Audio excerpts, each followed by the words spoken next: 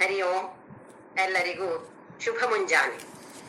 ನಮ್ಮ ದಿವ್ಯವಾದ ಭವ್ಯವಾದ ಅತ್ಯಂತ ಸುಂದರವಾದ ಈ ನಮ್ಮ ಒಳಗೆ ಇರುವಂತಹ ಈ ದೇವಾಲಯಕ್ಕೆ ಎಲ್ಲರಿಗೂ ಆತ್ಮೀಯ ಪ್ರೀತಿಯ ಸ್ವಾಗತ.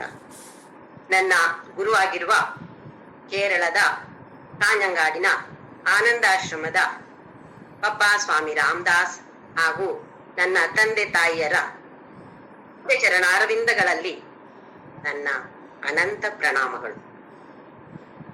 ಇವತ್ತಿನಿಂದ ನಾವು 11ನೆಯ ಅಧ್ಯಾಯ, ಭಗವದ್ಗೀತೆಯ 11ನೆಯ ಅಧ್ಯಾಯದ ಅರ್ಥವನ್ನು ತಿಳಿದುಕೊಳ್ಳುವ ಪ್ರಯತ್ನವನ್ನು ಮಾಡೋಣ. ಸುಮಾರು ದಿನದ ನಂತರ ಈ ಕ್ಲಾಸ್ ಮತ್ತೆ ನಡೀತಾ ಇರೋದು. ಸಾಧಾರಣ ಬಹುಶಃ 5-6 ತಿಂಗಳು ಮೇಲೆ ಆಯ್ತು.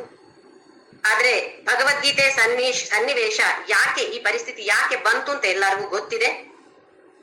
ದುರ್ಯೋಧನ ಸ್ವಲ್ಪವೂ ಜಾಗವನ್ನು ಯುಧಿಷ್ಠಿರ ಅಥವಾ ಪಾಂಡವರಿಗೆ ಕೊಡ್ಲಿಕ್ಕೆ ತಯಾರಿರ್ಲಿಲ್ಲ. ಯುದ್ಧವನ್ನು ನಾನು ಮಾಡ್ತೀನಿ ಅಂತ ಹೇಳ್ದ. ಸಂಧಾನಕ್ಕಾಗಿ ಶ್ರೀಕೃಷ್ಣ ಪರಮಾತ್ಮ ಬಂದಾಗ್ಲೂ ಒಂದಂಗುಲದಷ್ಟು, ಒಂದು ಬೆರಳಿನಷ್ಟು ಜಾಗವನ್ನು ನಾನು ಕೊಡಲ್ಲ ಅಂತ ಹೇಳಿದ ದುರ್ಯೋಧನ, ತನ್ನ ಸ್ವಾರ್ಥಕ್ಕಾಗಿ. ಕೃಷ್ಣ ಅಲ್ಲಿ ತನ್ನ ವಿಶ್ವರೂಪವನ್ನ ದುರ್ಯೋಧನಿಗೆ ತೋರಿಸ್ತಾನೆ. ಆದ್ರೆ ದುರ್ಯೋಧನ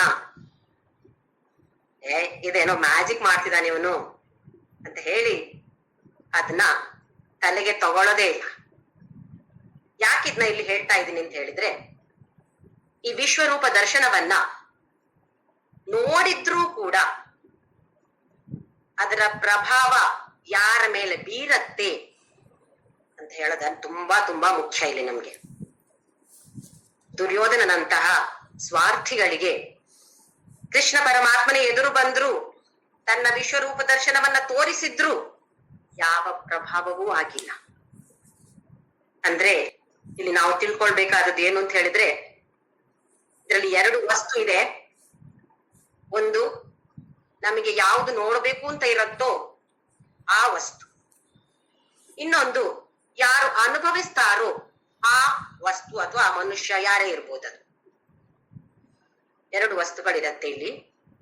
ಅದರಲ್ಲಿ ಯಾರು ಅನುಭವಿಸ್ತಾರೋ ಅವರ ಮನಸ್ಸು ಹೇಗಿದೆ, ಆ ವಸ್ತು ಹೇಗೆ ಇರ್ಲಿ, ಅನುಭವಿಸುವವರ ಮನಸ್ಸನ್ನ ಹೊಂದಿ ಆ ವಸ್ತುವಿನ ಪ್ರಭಾವ ಅನುಭವಿಸುವವರ ಮೇಲೆ ಬೀಳತ್ತೆ.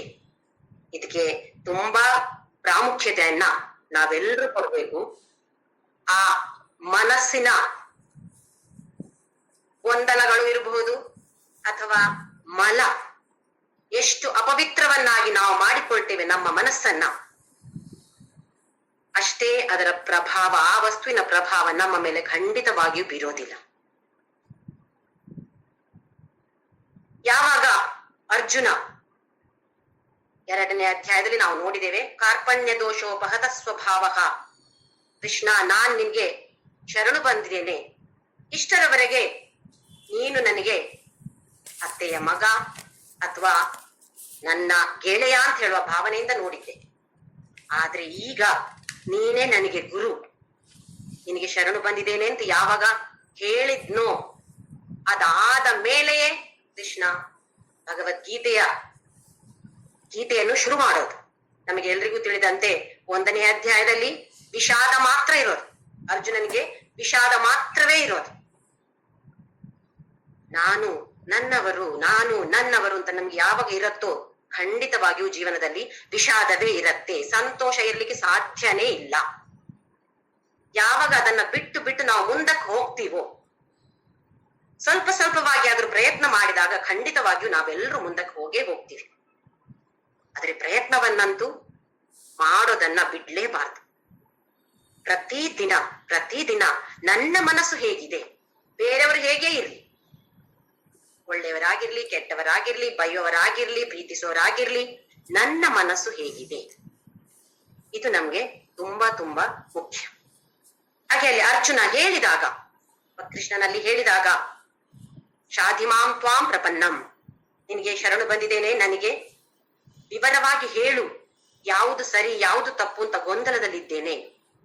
ನನ್ನ ಗುರು ಹಿರಿಯರನ್ನು ನಾನು ಹೇಗೆ ಕೊಲ್ಲಿ, ಅವರ ಜೊತೆ ನಾನು ಹೇಗೆ ಯುದ್ಧವನ್ನ ಮಾಡ್ಲಿ, ಅವರು ನನ್ನನ್ನ ಕೊಂದ್ರೂ ಪರವಾಗಿಲ್ಲ, ಆದ್ರೆ ನಾನು ಮಾತ್ರ ಒಂದೇ ಒಂದು ಬಾಣವನ್ನ ಅವರ ಮೇಲೆ ಬಿಡೋದಿಲ್ಲ ಅಂತ ಹೇಳಿ ನನ್ನ ವಿಷಾದವನ್ನ ಬಡ ಬಡ ಬಡ ಬಡ ಅಂತ ಇಡೀ ಅಧ್ಯಾಯದಲ್ಲಿ ಹೇಳ್ತಾನೆ ಇರ್ತಾನೆ. ಕೃಷ್ಣ ಒಂದೇ ಒಂದು ಮಾತು ಮಾತಾಡೋದಿಲ್ಲ. ಯಾಕೆ? ಯಾರು ಹೆಚ್ಚಾಗಿ ಮಾತಾಡ್ತಾರೋ ಅವ್ರ ಹತ್ರ ದೇವರು ಖಂಡಿತ ಬರೋದೇ ಇಲ್ಲ. ಯಾಕೆಂದ್ರೆ ನಮ್ಮ ವಿಷಾದವನ್ನು, ನಮ್ಮ ತೊಂದರೆಯನ್ನೇ ನಾವು ಹೇಳ್ತಾ ಕೂತಿದ್ರೆ ಭಗವಂತನಿಗೆ ಎಲ್ಲಿ ಸ್ಥಾನ ಕೊಡ್ತೀವಿ ನಾವು? ಭಗವಂತನಿಗೆ ಸ್ಥಾನವನ್ನು ಕೊಡ್ಬೇಕು ತಾನೆ. ಅವನು ನಮ್ಮ ಹತ್ರ ಬಂದು ಕೂತು ಮಾತಾಡ್ಬೇಕಾದ್ರೆ ಅವನಿಗೆ ಸ್ವಲ್ಪವಾದ್ರೂ ಸಮಯವನ್ನು ಕೊಡ್ಬೇಕು. ನಾವು ನಮ್ಮ ತೊಂದರೆಗಳನ್ನೇ ಹೇಳಿಕೊಂಡು, ನಮ್ಮ ಕಷ್ಟವನ್ನೇ ಹೇಳಿಕೊಂಡು ಕೂತ್ರೆ ಖಂಡಿತವಾಗಿಯೂ ಅವನು ನಮ್ಮ ಹತ್ರ ಬರೋದು ಖಂಡಿತ ಇಲ್ಲ. ಅರ್ಜುನ ಯಾವಾಗ ಶರಣು ಹೋದ್ನೋ ಆಗ ಈ ಕೃಷ್ಣ ಪರಮಾತ್ಮ ಅಶೋಚ್ಯ ನನ್ನ ಶೋಚಸ್ತ್ವಂ ಪ್ರಜ್ಞಾವಾದಾಂಶ ಭಾಷಸೆ ಗತಾಸೂನ ಗತಾಸೂಂಶ್ಚ ನಾನು ಶೋಚಂತಿ ಪಂಡಿತಾಹ. ಗತಾಸೂನ್ ಅಗತಾಸೂನ್, ಹೋದವರು ಇನ್ನು ಹೋಗುವವರು, ಇಲ್ಲಿರೋರು ಯಾರೂ ಇಲ್ಲ. ಕೆಲವರು ಈಗ ಹೋಗ್ತಾರೆ, ಕೆಲವರು ನಾಳೆ ಹೋಗ್ಬೋದು, ನಾಡಿದ್ದು ಹೋಗ್ಬೋದು, ಅಂತೂ ಇಲ್ಲಿ ನಿರಂತರವಾಗಿ ಶಾಶ್ವತವಾಗಿರುವಂತವ್ರು ಯಾರೂ ಇಲ್ಲ, ಎಲ್ರು ಹೋಗೋರೆ ಅರ್ಜುನ ಹೇಳಿ ತನ್ನ ಆ ಜ್ಞಾನವನ್ನ ಅರ್ಜುನನಿಗೆ ತಿಳಿ ಹೇಳ್ತಾನೆ. 2ನೇ ಅಧ್ಯಾಯದಲ್ಲಿ ನಾವು ನೋಡಿದೆವು ಸಾಂಖ್ಯ ಯೋಗದಲ್ಲಿ. ಆತ್ಮ ಅಂತ ಹೇಳಿದ್ರೆ ಏನು ಹೇಳೋದ್ರಿಂದ 6ನೇ ಅಧ್ಯಾಯದವರೆಗೆ ಧ್ಯಾನ ಯೋಗ ಅಥವಾ ಆತ್ಮ ಸಂಯಮ ಯೋಗ ಅಂತ ಕರಿತೀವಿ 6ನೇ ಅಧ್ಯಾಯವನ್ನ. ಅಷ್ಟರವರೆಗೆ ಜೀವಾತ್ಮದ ಬಗ್ಗೆ ಕೃಷ್ಣ ಪರಮಾತ್ಮ ವಿವರಣೆಯನ್ನ ಕೊಡ್ತಾನೆ. ಹಾಗೆಯೇ 6ನೇ ಅಧ್ಯಾಯದವರೆಗೆ ಕರ್ಮ ಯೋಗ ಇದರಲ್ಲಿ ನಾವು ತಿಳಿದುಕೊಂಡಾಗಿದೆ. ಆದ್ರೆ ಮತ್ತೆ ಒಂದ್ಸಲ ಕರ್ಮ ಅಂದ್ರೆ ಏನು, ಕರ್ಮ ಯೋಗ ಅಂತ ಹೇಳಿದ್ರೆ ಏನು? ನಾವು ಮಾಡುವಂತಹ ಎಲ್ಲ ಕೆಲಸವೂ ಕರ್ಮ. ನಾನು ಏನು ಕೆಲಸ ಮಾಡುದಿಲ್ಲ, ಸುಮ್ಮನೆ ನಿದ್ದೆ ಮಾಡ್ತೇನೆ ಅಂತ ಹೇಳಿದ್ರೆ ಆ ನಿದ್ದೆ ಮಾಡೋದು ಕೂಡ ಒಂದು ಕೆಲಸವೇ, ಉಸಿರಾಡೋದು ಕೂಡ ಒಂದು ಕೆಲಸವೇ. ಇದೇ ಕೆಲಸವನ್ನ, ಈ ಕರ್ಮವನ್ನ ಕರ್ಮ ಯೋಗವಾಗಿ ಹೇಗೆ ನಾವು ಪರಿವರ್ತಿಸಿಕೊಳ್ಳಬಹುದು ಅಂತ ಹೇಳೋದನ್ನ 3ನೇ ಅಧ್ಯಾಯದಿಂದ ಕೃಷ್ಣ ಪರಮಾತ್ಮ ತುಂಬಾ ಸುಂದರವಾಗಿ ಹೇಳ್ತಾನೆ. ಕರ್ಮಣ್ಣೇ ವಾಧಿಕಾರಸ್ತೆ ಮಾ ಫಲೇಶು ಕದಾಚನ ಅಂತ ಹೇಳಿದಾನೆ. ಕರ್ಮಣಿ ಏವ ಅಧಿಕಾರ ಹತೆ, ನಿನಗೆ ಇರುವಂತದ್ದು ಅಧಿಕಾರ ಕರ್ಮದಲ್ಲಿ ಮಾತ್ರ. ಅತ್ಯಂತ ಶ್ರದ್ಧೆಯಿಂದ ಮಾಡುವಂತಹ ಕೆಲಸವನ್ನ ನೀನು ಮಾಡು ಅರ್ಜುನ. ಅದರ ಫಲ ಏನಿರತ್ತೋ ಅದರ ಬಗ್ಗೆ ನೀನು ಆಲೋಚನೆ ಮಾಡೋದು ಬೇಡ. ಒಂದು, ಕರ್ಮವನ್ನ ಶ್ರದ್ಧೆಯಿಂದ ಮಾಡ್ಬೇಕು, ಕರ್ಮ ಫಲದ ಬಗ್ಗೆ ಯೋಚನೆ ಮಾಡೋದು ಬೇಡ. ಇನ್ನೊಂದು, ಯಾವುದೆಲ್ಲ ಕರ್ಮವನ್ನ ಮಾಡ್ತೀಯೋ ಎಲ್ಲವನ್ನು ಈಶ್ವರಾರ್ಪಣ ಬುದ್ಧಿ. ಹೇ ಕೃಷ್ಣ, ಇದು ನಿನಗೆ ಅರ್ಪಣೆ ಮಾಡ್ತಾ ಇದ್ದೀನಿ. ನಾವು ಅಡಿಗೆ ಮಾಡಿ ಗಂಡನಿಗೆ, ಮಕ್ಕಳಿಗೆ ಅಥವಾ ಯಾರೇ ಮನೇಲಿದ್ದಾರೋ ಅವರಿಗೆ ಬಡಿಸೋದಿರ್ಬೋದು, ಮನೆ ಗುಡಿಸೋದಿರ್ಬೋದು, ಬಾತ್ರೂಮ್ ಕ್ಲೀನ್ ಮಾಡೋದಿರ್ಬೋದು, ಯಾವುದೇ ಕೆಲಸ ಇರ್ಲಿ, ಅದನ್ನ ಮಾಡಿದಾಗ ಒಂದು ಸಲ ಭಾವನೆ, ಕೃಷ್ಣ ನಿನ್ಗೋಸ್ಕರ ಮಾಡ್ತಾ ಇದ್ದೀನಿ. ನನ್ನ ಗಂಡ ಇರ್ಬೋದು, ಮಕ್ಕಳಿರ್ಬೋದು, ಕೆಲಸದವ್ರು ಇರ್ಬೋದು, ಅವರಲ್ಲಿ ಯಾರಿದ್ದಾರೆ? ನೀನೇ ಇದೆಯಾ ತಾನೇ ಕೃಷ್ಣ. ಹಾಗಾಗಿ ನಾನ್ ಮಾಡುತ್ತಿರುವ ಎಲ್ಲ ಕೆಲಸವು ನಿನಗೆ ಅರ್ಪಣೆ ಮಾಡ್ತಾ ಇದ್ದೀನಿ, ನಿನಗೋಸ್ಕರ ಮಾಡ್ತಾ ಇದ್ದೀನಿ ಹೇಳುವ ಭಾವನೆಯನ್ನ ನಾವು ತಂದುಕೊಳ್ಬೇಕು. ಇದು ಈಶ್ವರಾರ್ಪಣ ಬುದ್ಧಿ. ಇನ್ನೊಂದು ಕೊನೆಯದು ಈಶ್ವರ ಪ್ರಸಾದ ಬುದ್ಧಿ. ಯಾವುದೇ ಬರ್ಲಿ, ಏನೇ ಬರ್ಲಿ, ಅದು ಈಶ್ವರನ ಪ್ರಸಾದ. ತೇನ ವಿನ ತೃಣಮಪಿ ನ ಚಲತಿ ಅಂತ ಹೇಳಿದ್ದಾರೆ. ನಿನ್ನ ಅನುಮತಿ ಇಲ್ಲದೆ ಒಂದು ಹುಲ್ಲು ಕೂಡ ಅಲ್ಲಾಡೋದಿಲ್ಲ. ಹಾಗಿದ್ದಾಗ ನನ್ನ ಜೀವನದಲ್ಲಿ ಏನ್ ನಡೆಯುತ್ತೋ ಅದು ನೀನೇ ಮಾಡಿರೋದು ತಾನೇ ಕೃಷ್ಣ. ಒಳ್ಳೇದು ಅಂತ ಅನ್ನಿಸ್ಬೋದು, ಈ ಸನ್ನಿವೇಶದಲ್ಲಿ ಕೆಟ್ಟದು ಅಂತ ಅನ್ನಿಸ್ಬೋದು. ಯಾವುದು ಒಳ್ಳೇದು ಕೆಟ್ಟದು ಏನು ವ್ಯತ್ಯಾಸ ಇಲ್ಲ. ಈಗ ನನ್ಗೆ ಓಹೋ ಹೀಗಾಗ್ಬಾರ್ದಾಗಿತ್ತು, ಹೀಗಾಯ್ತಲ್ಲ, ಯಾಕೆ ಹೀಗಾಯ್ತು, ನಾನು ಇಷ್ಟು ಸಲ ವಿಷ್ಣು ಸಹಸ್ರನಾಮ ಹೇಳ್ತೀನಿ, ಲಲಿತಾ ಸಹಸ್ರನಾಮ ಹೇಳ್ತೀನಿ, ನನ್ಗೆ ಯಾಕೆ ಹೀಗ್ ಮಾಡಿದ ದೇವ್ರು ಅಂತ ತುಂಬಾ ಜನ ದೇವರ ಜೊತೆ ಜಗಳಾಡ್ತಾರೆ. ವಿಷ್ಣು ಸಹಸ್ರನಾಮ ಹೇಳೋದನ್ನು ಇನ್ನು ಹೇಳೋದೇ ಇಲ್ಲ, ನಾನು ಇಷ್ಟರವರೆಗೆ ಹೇಳದೆ ಅಂತ ಹೇಳಿ ಬಿಟ್ಬಿಡೋರು ಕೂಡ ಇದ್ದಾರೆ. ಹೇಳ್ತೀವಿ, ಯಾಕತಕ್ಕೋಸ್ಕರ ಹೇಳ್ತೀವಿ? ನನ್ನ ಮಕ್ಕಳಿಗೆ ಅಲ್ಲಿ ಸೀಟು ಸಿಗ್ಲಿ, ನನ್ನ ಮಗನಿಗೆ ಮದುವೆ ಆಗ್ಲಿ, ನನಗೆ ಮೊಮ್ಮಕ್ಕಳು ಹುಟ್ಲಿ, ನನಗೆ ಹಾಗಾಗ್ಲಿ, ನನಗೆ ಹೀಗಾಗ್ಲಿ. ಅಲ್ಲಿ ಕೃಷ್ಣನ ಮೇಲೆ ಪ್ರೀತಿ ಏನಿದೆ ನಮಗೆ? ನಮ್ಮ ಸ್ವಾರ್ಥಕ್ಕೋಸ್ಕರ ಮಾಡ್ತಾ ಇರೋದು ತಾನೇ ನಾವೆಲ್ಲ. ಕೃಷ್ಣನ ಮೇಲೆ ಒಂದಿಷ್ಟು ಪ್ರೀತಿ ಆದ್ರೂ ಇದ್ರೆ ಖಂಡಿತವಾಗಿಯೂ ನಾವು ಈ ಅಧ್ಯಾತ್ಮ ಪಥದಲ್ಲಿ ಖಂಡಿತವಾಗಿಯೂ ಮುಂದಕ್ಕೆ ಹೋಗೋದಿಕ್ಕೆ ಅವನೇ ನಮ್ಮನ್ನ ಮುಂದಕ್ಕೆ ತಳ್ಳುತ್ತಾನೆ. ಸ್ವಾರ್ಥ ಖಂಡಿತವಾಗಿಯೂ ಇದ್ದೇ ಇರುತ್ತೆ, ಸ್ವಲ್ಪ ಸ್ವಲ್ಪವಾಗಿ ಆದ್ರೂ ಬಿಟ್ಟುಕೊಂಡು ಬರ್ಬೇಕು. ಹೀಗೆ ಕರ್ಮ ಯೋಗದ ಬಗ್ಗೆ 6ನೇ ಅಧ್ಯಾಯದವರೆಗೆ ಕೃಷ್ಣ ಪರಮಾತ್ಮ ವಿವರಣೆಯನ್ನು ಕೊಡ್ತಾನೆ. 7ನೇ ಅಧ್ಯಾಯದಿಂದ 12ನೇ ಅಧ್ಯಾಯದವರೆಗೆ ಭಕ್ತಿಯ ಬಗ್ಗೆ ಮಾತನಾಡ್ತಾನೆ. ಆದ್ರೆ 7ನೇ ಅಧ್ಯಾಯ, 9ನೇ ಅಧ್ಯಾಯ, 10ನೇ ಅಧ್ಯಾಯವನ್ನ ನೋಡಿದೆವು. 8ನೇ ಅಧ್ಯಾಯ ಆಡ್ ಮ್ಯಾನ್ ಔಟ್ ಅಂತ ಹೇಳ್ತಾರೆ.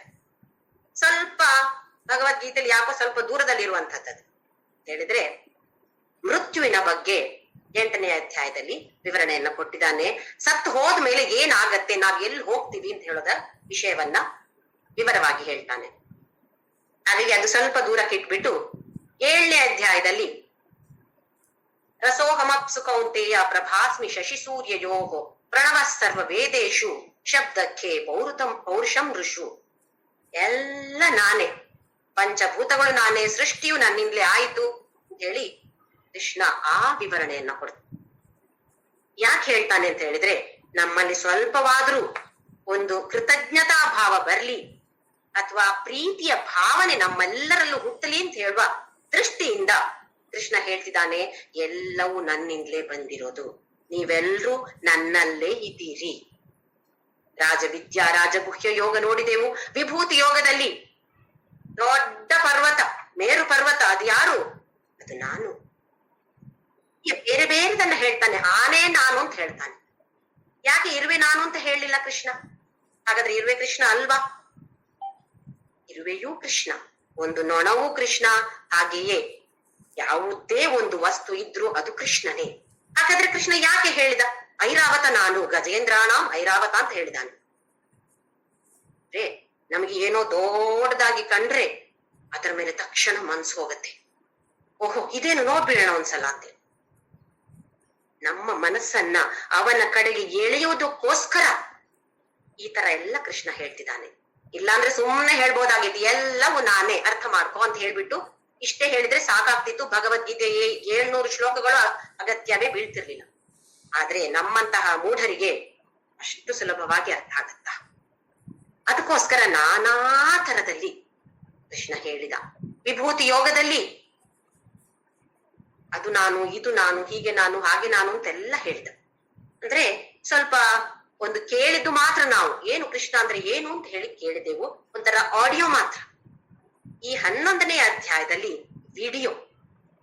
ಯಾವತ್ತು ಇವಾಗ ನಮ್ಗೆ ಒಂದು ಅಡಿಗೆ ರೆಸಿಪಿ ಸುಮ್ನೆ ಹೀಗ್ ಮಾಡು, ಹಾಕ್ ಮಾಡು, ಹಾಕ್ ಮಾಡು ಅಂತ ಹೇಳಿದ್ರೆ ಕೇಳ್ತೀವಿ, ಆಮೇಲೆ ಮರ್ತ್ ಹೋಗ್ತೀವಿ. ಅದೇ ನಾವಿವಾಗ ಯೂಟ್ಯೂಬ್ ಅಲ್ಲೆಲ್ಲ ನೋಡ್ತೀವಿ, ನೋಡಿ ರೆಸಿಪಿ ಹೇಗೆ ಅಂತೇಳಿ ತೋರಿಸ್ತಾರೆ. ತೋರಿಸಿದ್ರೆ ಓಹೋ ಮನ್ಸಲ್ಲಿ ಕೂರತ್ತೆ, ಅದು ಜಾಸ್ತಿ ಆಗಿರತ್ತೆ. ಸ್ವಲ್ಪ ಜಾಸ್ತಿ ಹೊತ್ತು, ಆಮೇಲೆ 1 ವರ್ಷ ಕಳೆದು ಮರ್ತು ಹೋಗ್ಬೋದು.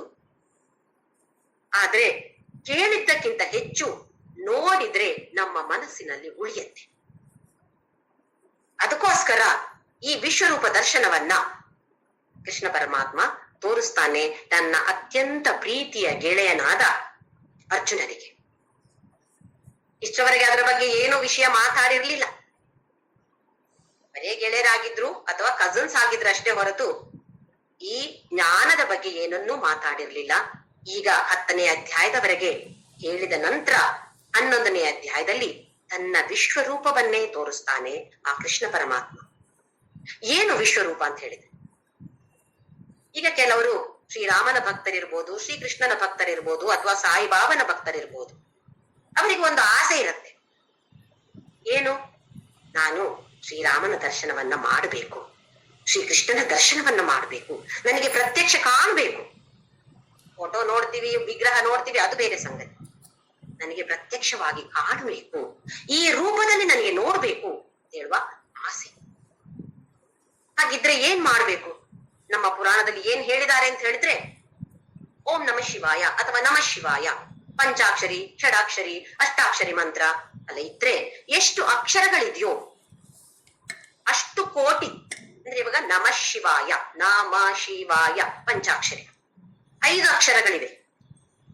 5 ಕೋಟಿ ಈ ಪಂಚಾಕ್ಷರಿನ ಜಪ ಮಾಡಿದ್ರೆ ಶಿವ ಪ್ರತ್ಯಕ್ಷ.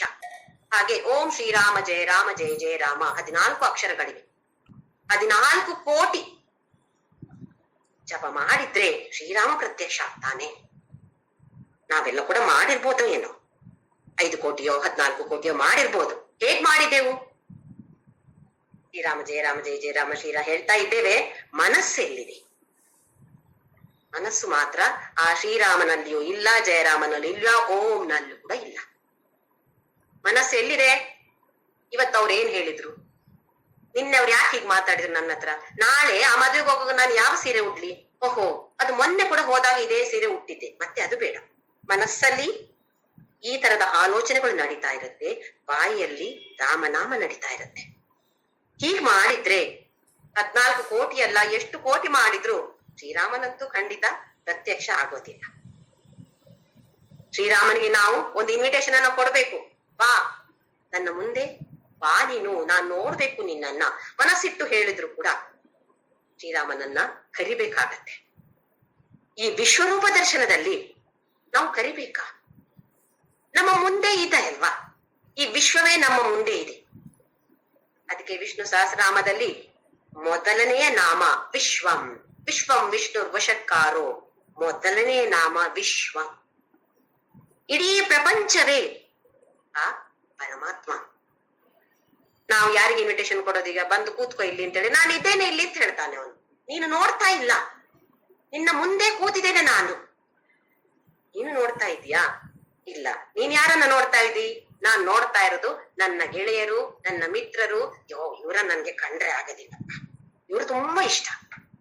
ನಮ್ಮ ರಾಗ ದ್ವೇಷಗಳ ಮೂಲಕ, ಆ ವಾಸನೆಯ ಮೂಲಕ ನಮ್ಮ ದೃಷ್ಟಿಕೋನ ಇದೆ. ಈ ವಿಶ್ವರೂಪ ದರ್ಶನಕ್ಕೆ ಯಾವ ಮಂತ್ರವೂ ಅಗತ್ಯ ಇಲ್ಲ.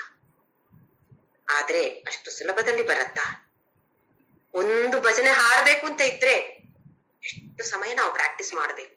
ಅದು ಯಾರ ಮುಂದೆ ಆದ್ರೂ ಹಾಡ್ಬೇಕು ಅಂತ ಇದ್ರೆ ಮನೆಯಲ್ಲಿ ಎಷ್ಟು ಪ್ರಾಕ್ಟೀಸ್ ಮಾಡಿದ್ರು ಅಲ್ಲಿ ಹೋಗಿ ಹಾಡಿದಾಗ ಮುಂದೆ ಶಬ್ದ ಬರೋದೇ ಇಲ್ಲ. ಮುಂದೆ ಏನಪ್ಪಾ ಅಂತ ಟೆನ್ಷನ್.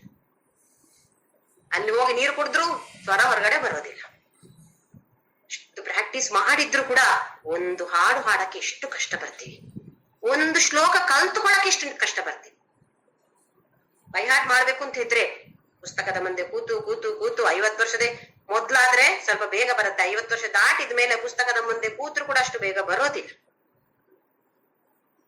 ನಾವು ಎಷ್ಟು ತರಬೇತಿಯನ್ನ ನಮ್ಮ ಮನಸ್ಸಿಗೆ ಕೊಡಬೇಕು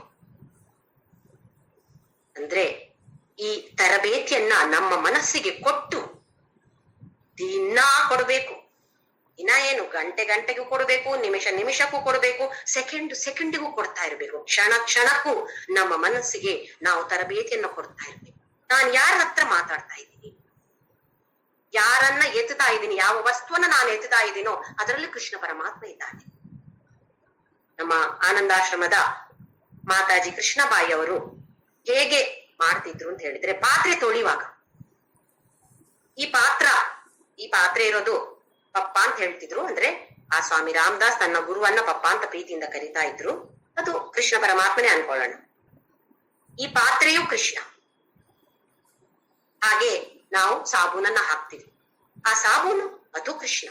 ಉಜ್ಜಕ್ಕೊಂದು ಬಳಸ್ತೀವಿ, ಅದು ಕೃಷ್ಣ. ಮಾಡೋದು ಯಾರು? ಪಾತ್ರೆ ತೊಳಿಯೋದು ಯಾರು? ಅದು ಕೃಷ್ಣ. ನೀರು ಬೀಳತ್ತೆ ಅಲ್ಲಿಂದ, ನೀರ್ಯಾರು? ಅದು ಕೃಷ್ಣ. ಹೀಗೆ ಅವ್ರೇನ್ ಹೇಳ್ತಾ ಇದ್ರು ಅಂತ ಹೇಳಿದ್ರೆ, ನಿಮ್ಮ ಮನಸ್ಸಿಗೆ ನೀವು ತರಬೇತಿಯನ್ನ ಈ ತರ ಕೊಡ್ತಾ ಇದ್ರೆ ಸ್ವಲ್ಪವಾದ್ರೂ ನಾವು ಮುಂದಕ್ಕೆ ಹೋಗ್ತೀವಿ. ಪ್ರತಿಯೊಂದು ವಿಷಯದಲ್ಲೂ ಒಂದು ದಿನದಲ್ಲಿ ಸ್ವಲ್ಪ ಹೊತ್ತಾದ್ರೂ ಪ್ರಯತ್ನವನ್ನು ಮಾಡಬಹುದು ನಾವೆಲ್ಲರೂ ಕೂಡ. ಈ ಕೆಲಸ ಮಾಡುವಾಗ ನಾನು ಕೃಷ್ಣನನ್ನೇ ಮನಸ್ಸಲ್ಲಿ ಇಟ್ಕೊಳ್ತೇನೆ. ಇದು ಕೃಷ್ಣ, ಪುಸ್ತಕ ಕೃಷ್ಣ. ನಾನೀಗ ಮುಂದೆ ಲ್ಯಾಪ್ಟಾಪ್ ಮುಂದೆ ಕೂತಿದ್ದೇನೆ. ಈ ಲ್ಯಾಪ್ಟಾಪ್ ನನ್ಗೆ ಕಣ್ಣ ಮುಂದೆ ಕಾಣ್ತಾ ಇದೆ. ಇದು ಯಾರು? ಇದು ಕೃಷ್ಣ. ನಿಮ್ಮ ಎಲ್ಲರ ಹೆಸರು ಕಾಣ್ತಾ ಇದೆ. ಈ ಹೆಸರು ಅಂದ್ರೆ ಏನು? ಇದು ಕೃಷ್ಣ. ಈ ಮನೆ ಅಂದ್ರೆ ಏನು? ಇದು ಕೃಷ್ಣ. ಕೃಷ್ಣ ಇರುವ ಈ ಮನೆ ಖಂಡಿತವಾಗಿಯೂ ಮಂದಿರ ಅಲ್ವಾ? ಯಾಕೆಂದ್ರೆ ನಾವು ಮಂದಿರಕ್ಕೆ ಯಾಕೆ ಹೋಗ್ತೀವಿ? ಅಲ್ಲಿ ಪರಮಾತ್ಮ ಇದ್ದಾನೆ ಅಂತ ಹೇಳುವ ಭಾವನೆಯಿಂದ ನಾವು ಮಂದಿರಕ್ಕೆ ಹೋಗ್ತೀವಿ. ಮಂದಿರಕ್ಕೆ ಹೋಗಿ ಆ ವಿಗ್ರಹದಲ್ಲಿ ಪರಮಾತ್ಮನನ್ನು ಕಾಣುವ ಪ್ರಯತ್ನವನ್ನು ಕೂಡ ನಾವು ಮಾಡೋದಿಲ್ಲ. ನಮಗೆ ಮತ್ತೆ ಅಲ್ಲಿ ನಮ್ಗೆ ಫ್ರೆಂಡ್ಸ್ ಯಾರೋ ಕಾಣಿಸ್ತಾರೆ, ಅವರ ಜೊತೆ ಮತ್ತೆ ನಮ್ಮ ಲೋಕಾಭಿರಾಮ ಇರತ್ತಲ್ಲ ನಮ್ಗೆ. ನಿಮ್ಮ ಮನೆಯವರು ಹೇಗಿದ್ದಾರೆ, ಮಕ್ಳು ಏನ್ ಮಾಡ್ತಿದ್ದಾರೆ, ಏನು ಓದ್ತಿದ್ದಾರೆ, ಮದುವೆ ಆಯ್ತಾ, ಮೊಮ್ಮಕ್ಳಿದಾರಾ, ನಮಗೆ ಮತ್ತೆ ಲೋಕಾಭಿರಾಮದ ಸುದ್ದಿಯೇ ಇರತ್ತೆ. ಕೃಷ್ಣ ಕೃಷ್ಣ ಅಲ್ಲೇ ಬಾಕಿ ಆಗ್ತಾನೆ. ಹೀಗಾಗದೆ ನಾವು ಮಾಡುವಂತಹ ಎಲ್ಲ ಕೆಲಸಗಳಲ್ಲೂ ಆ ಕೃಷ್ಣನನ್ನು ಕಾಣುವಂತಹ ಪ್ರಯತ್ನವನ್ನ ಮಾಡೋದು ಇದು ವಿಶ್ವರೂಪ ದರ್ಶನ. ವಿಶ್ವರೂಪ, ಶ್ರೀರಾಮ ರೂಪ, ಶ್ರೀಕೃಷ್ಣ ರೂಪ ಅಂತ ಹೇಳಿದಾಗೆ ವಿಶ್ವರೂಪ ನಮಗೆ ದರ್ಶನವನ್ನ ಕೊಡ್ತಿದ್ದಾನೆ ಅವನು. ಆದ್ರೆ ನಮ್ಮ ಕಣ್ಣು ಕಾಣಕ್ಕೆ ಏನು ನೋಡ್ತಾ ಇದೆಯೋ ಅದನ್ನ ಮಾತ್ರ ಗ್ರಹಿಸ್ತಾ ಇದೆ. ಅದರ ಹಿಂದ್ಗಡೆ ಇರುವಂತಹ ತತ್ವವನ್ನ ಗ್ರಹಿಸುವ ಪ್ರಯತ್ನವನ್ನ ಮಾಡ್ತಾ ಇಲ್ಲ. ಯಾಕೆ? ಎಷ್ಟೋ ಜನ್ಮಗಳನ್ನ ತಾಳಿದೇವೆ ನಾವು. ಈ ಮನುಷ್ಯ ಜನ್ಮ ಬರ್ಬೇಕು ಅಂತ ಇದ್ರೆ ದೊಡ್ಡ ಬೆಲೆ ತೆತ್ತಿದ್ದೇವೆ ನಾವು, ಒಟ್ಟಾಗಿದೆ. ಈ ಮನುಷ್ಯ ಜನ್ಮ ದೊರಕಿದ ಮೇಲೆ ಈ ಪ್ರಯತ್ನವನ್ನ ಮಾಡದೆ ಇದ್ರೆ ಖಂಡಿತ ನಾವು ಅತ್ಯಂತ ಮೂಢರಾಗ್ತೇವೆ. ಇದಕ್ಕಿಂತ ಇನ್ನು ಕೆಳಗಿನ ಜನ್ಮ, ನೀಚ ಜನ್ಮ ಬರುವ ಚಾನ್ಸಸ್ ಕೂಡ ಇದೆ ನಮ್ಗೆ. ಹಾಗಾಗ್ಬಾರ್ದು. ನಾವಿನ್ನು ಅಧ್ಯಾತ್ಮ ಪಥದಲ್ಲಿ ಇನ್ನು ಮುಂದಕ್ಕೆ ಸಾಗುತ್ತಾ ಇರಬೇಕು ಹೇಳಿದ್ರೆ ನಮ್ಮ ಮನಸ್ಸಿಗೆ ತರಬೇತಿಯನ್ನ ಕೊಡಬೇಕು. ಈ ತರಬೇತಿಯನ್ನು ಕೊಟ್ಟಾಗ ಹೊರಗಿನ ಭೌತಿಕ ಕಣ್ಣು ಹಾಗೆ ಇರತ್ತೆ, ಆದ್ರೆ ಒಳಗಿನ ಕಣ್ಣು ದಿವ್ಯ ಚಕ್ಷು ಅಂತ ಹೇಳ್ತೀವಿ ಇದನ್ನ. ಈ ದಿವ್ಯ ಚಕ್ಷು ತೆರೆಯತ್ತೆ. ಯಾವಾಗ ಈ ದಿವ್ಯ ಚಕ್ಷು ಒಳಗಿನ ಅಂತರ್ಚಕ್ಷು ಕಣ್ಣು ಹೊಂದಿರತ್ತೆ, ಅದು ನಮ್ಗೆ ಸ್ವಲ್ಪ ಸ್ವಲ್ಪ ತೆರಿತಾ ಹೋಗತ್ತೆ. ಹೇಗೆ ನಾವು ಕೆಲವೊಂದು ಸಿನಿಮಾಕ್ಕೆ ಹೋದಾಗ ನೋಡಿ, ಥಿಯೇಟರ್ ಅಲ್ಲಿ 3D ಸಿನಿಮಾ ಇದ್ರೆ ಒಂದು ಕನ್ನಡಕ ಕೊಡ್ತಾರೆ, ಹೋಗುವಾಗ ಎಂಟರ್ ಆಗುವಾಗ ಒಂದು ಕನ್ನಡಕ ಕೊಡ್ತಾರೆ. ಆ ಕನ್ನಡಕವನ್ನ ಹಾಕಿಕೊಂಡು ಸಿನಿಮಾವನ್ನ ನೋಡಿ ಮತ್ತೆ ಹೊರಗೆ ಬರುವಾಗ ಕನ್ನಡಕವನ್ನ ಕೊಟ್ಟು ಬರುವಂತ. ಹುಟ್ಟಿ ಚಾತನ್ ಅಂತ ಒಂದು ಹಳೆಯ ಸಿನಿಮಾ ಒಂದಿತ್ತು, ನಾವು ಚಿಕ್ಕದಿರುವಾಗ ಬಂದಿತ್ತು, ನೆನ್ಪಿರ್ಬೋದು ನೋಡಿದವರಿಗೆ. ಸುಮ್ನೆ ನೋಡಿದ್ರೆ ಅದಕ್ಕೆ ಏನು ಪ್ರಭಾವ ಇಲ್ಲ, ನಮ್ಮ ಮೇಲೆ ಏನು ಪರಿಣಾಮ ಇಲ್ಲ. ಈ ಕನ್ನಡಕವನ್ನ ಹಾಕಿದಾಗ ಓಹೋ ಇದು ತುಂಬಾ ಸುಂದರವಾದ ಸಿನಿಮಾ ಅಂತ ಅನ್ಸತ್ತೆ. ಹಾಗೆಯೇ ನಮಗೆಲ್ರಿಗೂ ಬೇಕಾಗಿದೆ ಈ ಒಂದು ದಿವ್ಯ ಚಕ್ಷು. ಶಿವನಿಗೆ 3ನೇ ಕಣ್ಣು ಅಂತ ಹೇಳ್ತೀವಿ. ಏನದು? ಭೌತಿಕವಾಗಿ 3ನೇ ಕಣ್ಣು ಇದೆಯೋ ಇಲ್ವೋ ಅದು ಬೇರೆ ಸಂಗತಿ. ಆದ್ರೆ ನಮಗೆಲ್ರಿಗೂ ಕೂಡ ಆ 3ನೇ ಕಣ್ಣು ಬೇಕಾಗಿದೆ. ಆ 3ನೇ ಕಣ್ಣು ದಿವ್ಯ ಚಕ್ಷು ಅಂತ ಹೇಳ್ತೀವಿ. ಹೇಗೆ ಈ ದಿವ್ಯ ಚಕ್ಷುವನ್ನ ನಾವು ಧರಿಸಿಕೊಂಡು ನಮ್ಮಲ್ಲಿ ಇರಿಸಿಕೊಂಡು ವಿಶ್ವರೂಪವನ್ನ ದರ್ಶನವನ್ನ ಹೇಗೆ ಮಾಡೋದು? ಸುಲಭವಾಗಿದೆ, ಹಾಗೆಯೇ ಕಷ್ಟವಾಗಿದೆ. ತುಂಬಾ ಸುಲಭ. ನಮ್ಮ ದೃಷ್ಟಿಕೋನವನ್ನ ಬದಲಾಯಿಸೋದು. ನಾನು ನೋಡ್ತಾ ಇರೋದು ಈ ವಸ್ತುವಿನ ಹಿಂದೆ ಇರುವ ತತ್ವ ಏನಿದು? ಕೃಷ್ಣ ಪರಮಾತ್ಮನ ವಿಗ್ರಹವನ್ನು ನೋಡಿದ್ರೂ ಕೃಷ್ಣನ ನೆನಪು ಆಗದೇ ಇರ್ಬೋದು. ಯಾಕೆಂದ್ರೆ ಮನಸ್ಸಿನಲ್ಲಿ ನಾನಾ ತರದ ವಿಚಾರಗಳು, ಲೌಕಿಕ ವಿಚಾರಗಳು, ಆಧ್ಯಾತ್ಮಿಕ ವಿಚಾರಗಳಲ್ಲ, ಲೌಕಿಕ ವಿಚಾರಗಳು. ಅವರನ್ನ ಬೈಬೇಕು, ಇವರನ್ನ ಹೊಗಳ್ಬೇಕು, ರಾಗ ದ್ವೇಷಯುಕ್ತ ವಾಸನೆಗಳು. ನಾವೇ ಸೃಷ್ಟಿ ಮಾಡಿಕೊಂಡಿರುವಂತಹ ವಾಸನೆಗಳು, ಬೇರೆ ಯಾರು ನಮ್ಗೆ ಸೃಷ್ಟಿ ಮಾಡೋದಿಲ್ಲ. ನಮ್ಮ ಜೀವನ ನಮ್ಮ ಕೈಯಲ್ಲಿದೆ, ನನ್ನ ಮನಸ್ಸು ನನ್ನ ಕೈಯಲ್ಲಿದೆ. ಆದ್ರೆ ನಾನೇನ್ ಮಾಡಿದ್ದೀನಿ? ರಿಮೋಟ್ ಕಂಟ್ರೋಲ್ ಅನ್ನ ಬೇರೆಯವರ ಕೈಯಲ್ಲಿ ಕೊಟ್ಟು, ಅವರು ಹೀಗೆ ಹೇಳಿದ್ರೆ ನನ್ಗೆ ಸಿಟ್ಟು, ಅವ್ರು ನನ್ನನ್ನ ಹೊಗಳಿದ್ರೆ ನನಗೆ ಭಾರಿ ಖುಷಿ. ಹೇಳಿದ್ರೆ ಏನಿದು ಅರ್ಥ? ನನ್ನ ಮನಸ್ಸಿನ ರಿಮೋಟ್ ಕಂಟ್ರೋಲ್ ಅನ್ನ ಅವರ ಕೈಯಲ್ಲಿ ಕೊಟ್ಟು, ಒಬ್ಬರ ಕೈಯಲ್ಲ 100 ಜನರ ಕೈಯಲ್ಲಿ ಕೊಡ್ತೀವಿ ನಾವು. ಮನುಷ್ಯರ ಕೈಯಲ್ಲಿ ಕೊಡ್ತೀವಿ, ವಸ್ತುಗಳ ಕೈಯಲ್ಲಿ ಕೊಡ್ತೀವಿ, ಹಾಗೆ ಪರಿಸ್ಥಿತಿಯ ಕೈಯಲ್ಲಿಯೂ ನಮ್ಮ ರಿಮೋಟ್ ಕಂಟ್ರೋಲ್ ಅನ್ನ ಕೊಟ್ಟು ಬಿಟ್ಟಿದ್ದೇವೆ ನಾವು. ಇದು ನಮ್ಮ ಕೈಯಲ್ಲಿರ್ಬೇಕು. ಯಾರು ಏನೇ ಹೇಳಿ ನನ್ನ ಮನಸ್ಸು ನಿರ್ಮಲವಾಗಿರ್ಬೇಕು, ಸಂತೋಷವಾಗಿರ್ಬೇಕು, ಆನಂದದಿಂದ ಜೀವನವನ್ನ ಸಾಗಿಸ್ಬೇಕು. ನಾನು ಆನಂದವಾಗಿರಬೇಕು, ನನ್ನ ಜೊತೆಯಲ್ಲಿರುವವರಿಗೆ ಆನಂದವನ್ನ ಹಂಚಿಕೊಳ್ಳುವ ಪ್ರಯತ್ನವನ್ನ ಮಾಡ್ಬೇಕು. ನಮ್ಮ ಪ್ರಯತ್ನವನ್ನ ನಾವು ಮಾಡೋಣ. ಅವರು ತೆಗೆದುಕೊಳ್ತಾರೋ ಇಲ್ವೋ ಅದು ನಮಗೆ ಅನಗತ್ಯ. ನಾನು ನನ್ನ ಸಂತೋಷವನ್ನ ಇನ್ನೊಬ್ಬರಿಗೆ ಕೊಡುವಂತವರಾಗಿರ್ಬೇಕು. ನಮ್ಮಲ್ಲಿ ಸಂತೋಷ ಇದ್ರೆ ತಾನು ಇನ್ನೊಬ್ಬರಿಗೆ ಕೊಡೋದು, ಇಲ್ಲದಿದ್ರೆ ಎಲ್ಲಿಂದ ಕೊಡೋದು? ಹಾಗೆ ಫಸ್ಟ್ ನಮ್ಮಲ್ಲಿ ಸಂತೋಷ ಇರಬೇಕು, ನಾವು ಆನಂದವಾಗಿ ಇರಬೇಕು. ನಮ್ಮ ಆನಂದವನ್ನ ನೂರಾರು ಜನರಿಗೆ ಹಂಚಿಕೊಳ್ಳುವಂತಹ ಒಂದು ದೊಡ್ಡ ಸೇವೆಯನ್ನ ನಾವೆಲ್ಲರೂ ಮಾಡಬೇಕು. ದೇವಸ್ಥಾನಕ್ಕೆ ಹೋಗಿ ದೊಡ್ಡ ಪೂಜೆ ಮಾಡಿಸಿ ಆಯ್ತು, ಲಕ್ಷಗಟ್ಟಲೆ ದುಡ್ಡು ಕೊಟ್ಟು ಪೂಜೆ ಮಾಡಿಸಿ ಆಯ್ತು, ಹೊರಗೆ ಬರುವಾಗ ನನ್ನ ಚಪ್ಪಲಿ ಕಾಣೋದಿಲ್ಲ. ಏನು ಸಿಟ್ಟು ಬರುತ್ತೆ ಅಷ್ಟೊತ್ತಿಗೆ. ಶಾನಿ ಇವರೊಬ್ರು, ಯಾರು ತಗೊಂಡೋದ್ರು ಅವ್ರಿಗೆ ಹೀಗಾಗ್ಲಿ. ಲಕ್ಷ ದುಡ್ಡು ಕೊಟ್ಟು ಮಾಡಿದ ಪೂಜೆ ಏನಾಯ್ತು? ನಮ್ಮ ಮನಸ್ಸಿನ ಮೇಲೆ ಯಾವ ಪ್ರಭಾವನ್ನ ಬೀರಿತದು? ಒಂದು ಚಪ್ಪಲಿ ಹೋದ್ರೆ ಎಷ್ಟು ಸಿಟ್ಟು ಬರುತ್ತೆ ನಮ್ಗೆ. ಚಪ್ಪಲಿ ನಮ್ಮ ಮನಸ್ಸಿನ ಕಂಟ್ರೋಲ್ ಅನ್ನ ಮಾಡ್ತಾ ಇದೆ. ಒಂದು 100-200 ರೂಪಾಯಿ ಕೊಟ್ಟು ತಗೊಂಡಿರೋ ಚಪ್ಪಲಿ ನನ್ನ ಮನಸ್ಸನ್ನ ಕಂಟ್ರೋಲ್ ಮಾಡ್ತಾ ಇದೆ ಅಂತ ಹೇಳಿದ್ರೆ ನಾನು ಯಾವ ಲೆವೆಲ್ ಅಲ್ಲಿ ಇದ್ದೇನೆ, ನಾನು ಹೇಗೆ ಮೇಲಕ್ಕೆ ಇರೋದು? ಇದರ ಬಗ್ಗೆ ನಾವೆಲ್ಲರೂ ಆಲೋಚನೆ ಮಾಡ್ಬೇಕು. ನನ್ನ ಮನಸ್ಸು ಹೇಗಿದೆ, ಇವತ್ತು ಬೆಳಿಗ್ಗೆ ಹೇಗಿದೆ, ಈಗ ಹೇಗಿದೆ, ಸಂಜೆ ಹೇಗಿರತ್ತೆ ಅಂತ ಹೇಳೋದನ್ನ ಅನಾಲಿಸಿಸ್ ಅಂತ ಹೇಳ್ತೀವಿ. ಇದನ್ನ ಮಾಡ್ತಾ ಇರ್ಬೇಕು. ಯಾರು ಏನು ಹೇಳಿದಾಗ ನನ್ನ ಮನಸ್ಸು ಯಾಕೆ ಈ ತರ ಆಗ್ತಾ ಇದೆ ಅಂತ ಹೇಳಿದ್ರೆ ಅವರ ತಪ್ಪಲ್ಲ, ನನ್ನ ತಪ್ಪು. ಇದು ವಿಶ್ವರೂಪ ದರ್ಶನಲ್ಲಿ ಬರುವಂತಹ ತತ್ವಗಳು. ನಮ್ಮ ಮನಸ್ಸನ್ನ ನಾವು ಹೇಗೆ ತರಬೇತಿ ಕೊಟ್ಟು ಇಡೀ ವಿಶ್ವವೇ ಕೃಷ್ಣ ಪರಮಾತ್ಮ ವಸುದೈವ ಕುಟುಂಬಕಂ, ನನ್ನ ಇಡೀ ವಸುಧ, ಇಡೀ ಭೂಮಿಯೇ ಎಲ್ಲರೂ ನನಗೆ ಬೇಕಾದವರು ಅಂತ ಹೇಳುವ ಭಾವನೆಯನ್ನ ತರಿಸಿಕೊಳ್ಳುವಂತಹದ್ದಕ್ಕೆ ಬೇಕಾಗಿ ಆ ಕೃಷ್ಣ ಪರಮಾತ್ಮ ತೋರಿಸ್ತಾನೆ ಇಲ್ಲಿ ವಿಶ್ವರೂಪ ದರ್ಶನವನ್ನ ಅರ್ಜುನನಿಗೆ. ಹಾಗಾದ್ರೆ ಅರ್ಜುನನಿಗೆ ಆ ದಿವ್ಯ ಚಕ್ಷು ಇತ್ತೇ? ದಿವ್ಯ ಚಕ್ಷು ಇಲ್ಲದೆ ಇದ್ರೆ ನೋಡಕ್ ಸಾಧ್ಯನೇ ಇಲ್ಲ.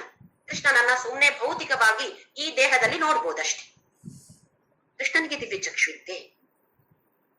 ಇದ್ದಿದ್ರೆ ಭಗವದ್ಗೀತೆ ಬರ್ತಿರ್ಲಿಲ್ಲ, ಮಹಾಭಾರತ ಯುದ್ಧವೇ ನಡೀತಿರ್ಲಿಲ್ಲ ಅಲ್ಲ. ಈಗ ಆ ದಿವ್ಯ ಚಕ್ಷು ಇರ್ಲಿಲ್ಲ, ಆದ ಕಾರಣವೇ ಯುದ್ಧ ನಡಿಬೇಕಾಯ್ತು. ಹಾಗಾದ್ರೆ ಹೇಗೆ ನೋಡ್ತಾನೆ ಅರ್ಜುನ? ಅದು ಕೃಷ್ಣ ಹೇಳ್ತಾನೆ, ನಿನ್ನಿಂದ ನಿನ್ನ ಭೌತಿಕ ಕಣ್ಣಿನಿಂದ ನೋಡಕ್ ಸಾಧ್ಯ ಇಲ್ಲ ಅರ್ಜುನ. ನಾನು ನಿನ್ಗೆ ದದಾಮಿ ತೇ ಚಕ್ಷು, ನಾನ್ ನಿನ್ಗೆ ಆ ಚಕ್ಷು ಕೊಡ್ತೇನೆ. ಆ ಕಣ್ಣನ್ನು, ಅಂತರ ಕಣ್ಣನ್ನು ನಾನ್ ನಿನ್ಗೆ ಕೊಡ್ತೇನೆ. ಅಂದ್ರೆ ಇದು ಟೆಂಪರರಿ, ತಾತ್ಕಾಲಿಕವಾಗಿ ಮಾತ್ರ ಕೊಟ್ಟಿದ್ದಾನೆ ಕೃಷ್ಣ ಅರ್ಜುನನಿಗೆ. ನೋಡು ಅಂತ ಹೇಳೋದಕ್ಕೆ ಮಾತ್ರ ಕೊಟ್ಟಿದ್ದಾನೆ, ಪರ್ಮನೆಂಟ್ ಆಗಿ ಅಲ್ಲ. ಯಾಕೆ? ಕರ್ಮಯೋಗ ಸಾಕಾಗಿಲ್ಲ ಅರ್ಜುನನಿಗೆ. ಕರ್ಮಯೋಗ ಮಾಡಿದ್ದು ಸಾಕಾಗಿಲ್ಲ. ಕೃಷ್ಣ ಪರಮಾತ್ಮ ಹತ್ತಿರದಲ್ಲೇ ಇದ್ದು ಬೋಧಿಸಿದ್ರೂ ಕೂಡ ಸಾಕಾಗಿಲ್ಲ ಅಂತ ಹೇಳಿದ್ರೆ ನಮ್ಮಂಥವರಿಗೆ ಎಷ್ಟು ಪ್ರಯತ್ನವನ್ನ ನಾವು ಮಾಡ್ಬೇಕು, ಎಷ್ಟು ಜನ್ಮಗಳ ಪ್ರಯತ್ನವನ್ನ ನಾವು ಮಾಡ್ಬೇಕು. ಹಾಗೆಂತ ಹೇಳಿ ಬಿಟ್ಬಿಡೋದಾ? ಖಂಡಿತ ಅಲ್ಲ. ಸ್ವಲ್ಪವಾಗಿ ಒಂದು ಹೆಜ್ಜೆ ಆದ್ರೂ ನಾನು ಈ ಜನ್ಮದಲ್ಲಿ ಮುಂದೆ ಹೋಗ್ತೇನೆ, ಹಿಂದೆ ಅಲ್ಲ. ಹಿಂದೆ ಎಷ್ಟೋ ನೂರಾರು ಹೆಜ್ಜೆಗಳನ್ನ ಇಟ್ಟಿರ್ಬಹುದು. ಅಲ್ಲಿಂದ ಒಂದು ಹೆಜ್ಜೆ ಆದ್ರೂ ನಾನು ಪ್ರಯತ್ನವನ್ನ ಮಾಡಿ ಮುಂದಕ್ಕೆ ಹೋಗ್ತೇನೆ ಅಂತ ಹೇಳುವ ಭಾವನೆಯನ್ನ ನಮ್ಮಲ್ಲಿ ದೃಢವಾಗಿ ಇಟ್ಟುಕೊಂಡು ವಿಶ್ವರೂಪ ದರ್ಶನದ ಯೋಗದ ಬಗ್ಗೆ ಕೃಷ್ಣ ಏನ್ ಹೇಳ್ತಾನೆ ಅಂತ ಹೇಳಿ ನೋಡೋಣ. ಓಂ ಶ್ರೀ ಕೃಷ್ಣ ಪರಬ್ರಹ್ಮಣೇ ನಮಃ. ಅಥ ಶ್ರೀಮದ್ ಭಗವದ್ಗೀತಾ ಅಥ ಏಕಾದಶೋಧ್ಯಾಯಃ ವಿಶ್ವರೂಪ ದರ್ಶನ ಯೋಗಃ. ಅರ್ಜುನ ಉವಾಚ ಅನುಗ್ರಹಾಯ ಪರಮಂ ಗುಹ್ಯಮಧ್ಯಾತ್ಮ ಸಂಜ್ಞಿತಂ ಯತ್ವಯೋಕ್ತಂ ವಚಸ್ತೇನ ಮೋಹೋಯಂ ವಿಗತೋ ಮಮ. 1ನೇ ಹಾಗೂ 2ನೇ ಶ್ಲೋಕದಲ್ಲಿ ಅರ್ಜುನ 10ನೇ ಅಧ್ಯಾಯದವರೆಗೆ ಏನನ್ನ ಕಲ್ತೆ ಕೃಷ್ಣ ನಾನು ಅಂತ ಹೇಳ್ತಾನೆ. 1ನೇ ಶ್ಲೋಕದಲ್ಲಿ 2ರಿಂದ ಅಂದ್ರೆ 1ನೇ ಅಧ್ಯಾಯದಲ್ಲಿ ವಿಷಾದ ಯೋಗ ಆದ ಕಾರಣ ಕೃಷ್ಣ ಏನು ಹೇಳಿಲ್ಲ. ಅಲ್ಲಿ 2ರಿಂದ 6ನೇ ಅಧ್ಯಾಯದವರೆಗೆ ಕೃಷ್ಣ ಪರಮಾತ್ಮ ಏನನ್ನ ತಿಳಿಸಿಕೊಟ್ಟಿದ್ದಾನೋ ಅದನ್ನ ಅರ್ಜುನ ಇಲ್ಲಿ ಹೇಳ್ತಿದ್ದಾನೆ. ಮತ್ ಅನುಗ್ರಹಾಯ, ನನ್ನನ್ನು ಅನುಗ್ರಹಿಸಕ್ಕೋಸ್ಕರ ಅಂತ ಹೇಳಿದ್ರೆ ನನಗೆ ತುಂಬಾ ವಿಷಾದ ಇತ್ತು. ನನ್ನ ವಿಷಾದವನ್ನ ದೂರ ಮಾಡಿ ನನ್ನನ್ನ ಮೇಲಕ್ಕೆ ಎತ್ತೋದಕ್ಕೆ, ಅದಕ್ಕೋಸ್ಕರ ಅನುಗ್ರಹಾಯ ಪರಮಂ ಗುಹ್ಯಂ, ಅತ್ಯಂತ ರಹಸ್ಯಮಯವಾದ ಅಧ್ಯಾತ್ಮ ಸಂಜ್ಞಿತಂ ಆತ್ಮ, ಆತ್ಮದ ಬಗ್ಗೆ ನನಗೆ ಹೇಳಿಕೊಟ್ಟಿದ್ಯಾ ಕೃಷ್ಣ. ಯಾಕೆ ಇದನ್ನ ರಹಸ್ಯ ಅಂತ ಹೇಳ್ತಾರೆ? ಕೆಲವರು ಹೇಳ್ತಾರೆ ನೋಡಿ, ಓಪನ್ ಸೀಕ್ರೆಟ್ ಅದು. ಕೆಲವು ಊರಿನಲ್ಲಿ ಪಬ್ಲಿಕ್ ಪರೀಕ್ಷೆಗೆ ಹೇಗಿರತ್ತೆ ಅಂತ ಹೇಳಿದ್ರೆ ಪುಸ್ತಕ ಕೊಡ್ತಾರಂತೆ ಅವರಿಗೆ. ಪುಸ್ತಕ ಕೊಟ್ಟರು ಆ ಮಕ್ಕಳಿಗೆ ಬರೆಯಕ್ಕೂ ಬರೋದಿಲ್ಲ. ಈ ಪ್ರಶ್ನೆಗೆ ಎಲ್ಲಿ ಉತ್ತರ ಇದೆ ಅಂತ ಹೇಳಿ ಅವರಿಗೆ ಗೊತ್ತಿಲ್ಲ. ಉತ್ತರ ಎದುರೇ ಕಂಡ್ರು ಇದು ಈ ಪ್ರಶ್ನೆಗೆ ಉತ್ತರ ಅಂತ ಹೇಳೋ ಬಗ್ಗೆ ಕೂಡ ಅವರಿಗೆ ಆ ವಿಚಾರ ಗೊತ್ತಿಲ್ಲ. ಹೇಳಿದ್ರೆ ನಮ್ಗೆ ನಗು ಬರುತ್ತೆ. ಅಯ್ಯೋ, ಇಂಥವ್ರು ಕೂಡ ಇರ್ತಾರಾ? ನಾವು ಕೂಡ ಅಂತವ್ರೆ. ಈ ಭಗವದ್ಗೀತೆ ಅಂತ ಹೇಳುವ ಒಂದು ಕೈಪಿಡಿ ಮ್ಯಾನ್ವಲ್ ಅಂತ ಹೇಳ್ತೀವಿ. ಯಾವುದೇ ಒಂದು ಎಕ್ವಿಪ್ಮೆಂಟ್, ಒಂದು ಮೊಬೈಲ್ ಫೋನ್ ಇರ್ಬೋದು, ಅದನ್ನ ನಾವು ತಗೊಂಡಾಗ ಅದರ ಜೊತೆ ಒಂದು ಪುಸ್ತಕ ಕೊಡ್ತಾರೆ. ಏನಿರತ್ತೆ ಅದರಲ್ಲಿ? ಏನು ಮಾಡ್ಬೇಕು, ಏನು ಮಾಡಬಾರ್ದು, ಡೂಸ್ ಅಂಡ್ ಡೋಂಟ್ಸ್ ಇರತ್ತೆ. ಹಾಗೆಯೇ ಪ್ರತಿಯೊಬ್ಬರಿಗೂ ಒಂದು ಕೈಪಿಡಿ ಅಥವಾ ಮ್ಯಾನ್ವಲ್ ಅಂತ ಹೇಳುದು ಈ ಭಗವದ್ಗೀತಾ. ನಮ್ಮ ಮುಂದೆ ಇದೆ ಭಗವದ್ಗೀತಾ. ಎಷ್ಟೋ ವರ್ಷಗಳಿಂದ ಪುಸ್ತಕ ಮನೆಯಲ್ಲಿ ಬಿದ್ದುಕೊಂಡಿದೆ ಅಲ್ಲ, ಅದನ್ನ ಚಂದ ಒಂದು ಸಿಲ್ಕ್ ವಸ್ತ್ರದಲ್ಲಿ ಮುಚ್ಚಿ ಪೂಜಾ ರೂಮಲ್ಲಿ ಇಟ್ಟು ಆರತಿ ಮಾಡಿದ್ದೇವೆ. ಏನ್ ಪ್ರಯೋಜನ ಆಯ್ತು? ಹಾಗಾದ್ರೆ ಆರತಿ ಮಾಡಬಾರ್ದಾ? ಆರತಿ ಮಾಡಬಾರ್ದು ಅಂತ ಇಲ್ಲ. ಭಗವದ್ಗೀತೆಯನ್ನ ಓದಿ ಕಂಠಪಾಠ ಮಾಡೋರಿದ್ರೆ ತುಂಬಾ ಸಂತೋಷ. ಕಂಠಪಾಠ ಮಾಡಿ ಅರ್ಥವನ್ನ ತಿಳಿದುಕೊಂಡು ಜೀವನದಲ್ಲಿ ಅಳವಡಿಸಿಕೊಳ್ಳೋದು ತುಂಬಾ ಮುಖ್ಯ. ಅರ್ಥ ತಿಳಿದವರು ತುಂಬಾ ಜನ ಇರ್ತಾರೆ, ಆದ್ರೆ ಅದನ್ನ ಜೀವನದಲ್ಲಿ ಅಳವಡಿಸಿಕೊಳ್ತಾ ಇದೀನ ನಾನು ಇಲ್ವೋ, ಇದು ತುಂಬಾ ಮುಖ್ಯ. ಅದರ ಒಂದು ವಿಷಯವೂ ಸಹ ಜೀವನದಲ್ಲಿ ಅಳವಡಿಸಿಕೊಳ್ಳುವ ಪ್ರಯತ್ನವನ್ನ ಮಾಡಬೇಕು. ಇಲ್ಲಿ ಆತ್ಮದ ಬಗ್ಗೆ 2ನೇ ಅಧ್ಯಾಯದಿಂದ 6ನೇ ಅಧ್ಯಾಯದವರೆಗೆ ಕೃಷ್ಣ ವಿವರವಾಗಿ ತಿಳಿಸಿದ್ದಾನೆ.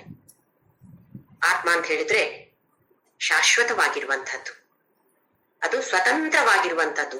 ಈ ದೇಹದಲ್ಲಿ ಇರುವಂತದ್ದು ಅಷ್ಟೇ ಹೊರತು ದೇಹಕ್ಕೂ ಅದಕ್ಕೂ ಯಾವ ಕನೆಕ್ಷನ್ ಇಲ್ಲ. ವಾಸಾಂಸಿ ಜೀರ್ಣಾನಿ ಯಥಾ ವಿಹಾಯ. ಹೇ ಅರ್ಜುನ, ಹೇಗೆ ನೀನು ಒಂದು ಬಟ್ಟೆಯನ್ನ ತೆಗೆದು ಹಳೇದಾಯ್ತು ಇದನ್ನ ತೆಗೆದು ಬೇರೆ ಹೊಸ ಬಟ್ಟೆನ ತಗೊಳ್ತೀಯೋ, ಹಾಗೆಯೇ ಈ ದೇಹ ಆತ್ಮ ಅಂತ ಹೇಳುದು ಇವತ್ತು ಈ ದೇಹದಲ್ಲಿದೆ, ಯಾವತ್ತು ಬಿಟ್ಟು ಹೋಗ್ಬಹುದು. ಹೋದ ಮೇಲೆ ಇನ್ನೊಂದು ದೇಹವನ್ನ ಸೇರಿಕೊಳ್ಳತ್ತೆ.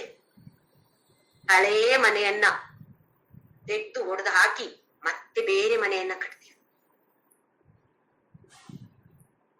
ಹಾಗೆಯೇ ಹೀಗೆ ನಾನಾ ತರದಲ್ಲಿ ನಾನಾ ರೀತಿಯಲ್ಲಿ ಕೃಷ್ಣ ಆತ್ಮದ ಬಗ್ಗೆ ವಿವರಣೆಯನ್ನು ಕೊಟ್ಟಿದ್ದಾನೆ.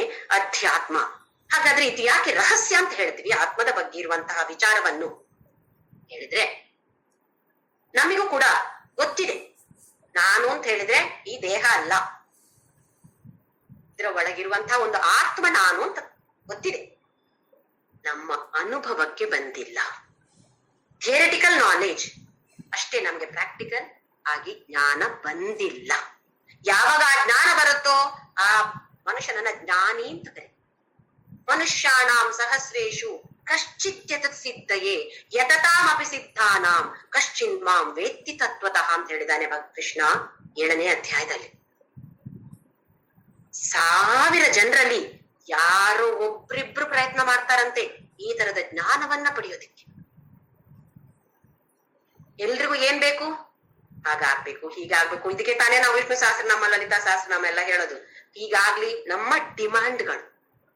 ಕೃಷ್ಣ ನನಗೆ ಹೀಗೆ ಮಾಡಿದ್ರೆ ನಾನು 108 ಪ್ರದಕ್ಷಿಣೆ ಮಾಡ್ತೇನೆ. ಹೀಗ್ ಮಾಡ್ಬೇಕು. ಏನಿದು? 5 ರೂಪಾಯಿ ಕೊಟ್ಟು 5 ರೂಪಾಯಿ ಚಾಕ್ಲೇಟ್ ತಗೊಂಡು ನಮಗೆ ಆ ಕೃಷ್ಣನ ಬಗ್ಗೆ ಪ್ರೇಮ ಎಲ್ಲಿದೆ? ಅದಕ್ಕೆ ಇದನ್ನ ಗೊತ್ತಿದೆ, ಆದ್ರೂ ಆಗ್ತಾ ಇಲ್ಲ. ಯಾಕೆ? ಪ್ರಯತ್ನವನ್ನ ಮಾಡ್ತಾ ಇಲ್ಲ. ಪ್ರಯತ್ನ ಮಾಡಿದ್ರೆ ಸ್ವಲ್ಪ ಸ್ವಲ್ಪವಾದ್ರೂ ಮುಂದಕ್ಕೆ ಹೋಗ್ತೀವಿ. ಹಾಗಾಗಿ ಇದನ್ನ ರಹಸ್ಯ ಅಂತ ಹೇಳ್ತಿದ್ದಾನೆ ಕೃಷ್ಣ. ಪರಮ ರಹಸ್ಯ. ಇನ್ನು ಪ್ರಪಂಚದಲ್ಲಿ ಇದಕ್ಕಿಂತ ಮೀರಿದ ರಹಸ್ಯ ಇನ್ಯಾವುದೂ ಇಲ್ಲ. ಅಧ್ಯಾತ್ಮ ಸಂಜ್ಞಿತಂ ಯತ್ ತ್ವಯೋಕ್ತಂ ಯತ್ ತ್ವಯಾ ಉಕ್ತಂ, ಯಾವುದು ನೀನು ಹೇಳಿದ್ಯೋ ಕೃಷ್ಣ, ವಚಸ್ತೇನ, ನಿನ್ನ ಹೇಳಿದಂತಹ ಮಾತುಗಳಿವೆ ಅಲ್ಲ, ಇದರಿಂದ ಮೋಹೋಯಂ ವಿಗತೋ ಮಮ, ನನಗಿದ್ದಂತಹ ಮೋಹ ಸ್ವಲ್ಪ ಸ್ವಲ್ಪವಾಗಿ ಹೋಗ್ತಾ ಇದೆ. ಹೌದು, ನಾನು ನಾನು ನನ್ನದು ನನ್ನದು ಅಂತ ಹೇಳ್ತಾನೆ ಇದ್ದೆ. ನನ್ನವರು, ಅವ್ರನ್ನ ಹೇಗೆ ನಾನು ಕೊಲ್ಲೋದು, ಅವ್ರ ಜೊತೆ ಹೇಗೆ ಯುದ್ಧ ಮಾಡ್ಲಿ ಅಂತೆಲ್ಲ ಮಾತಾಡ್ತಾನೆ, ವಟ ಮಾತಾಡ್ತಾನೆ ಇದ್ದೆ ಕೃಷ್ಣ.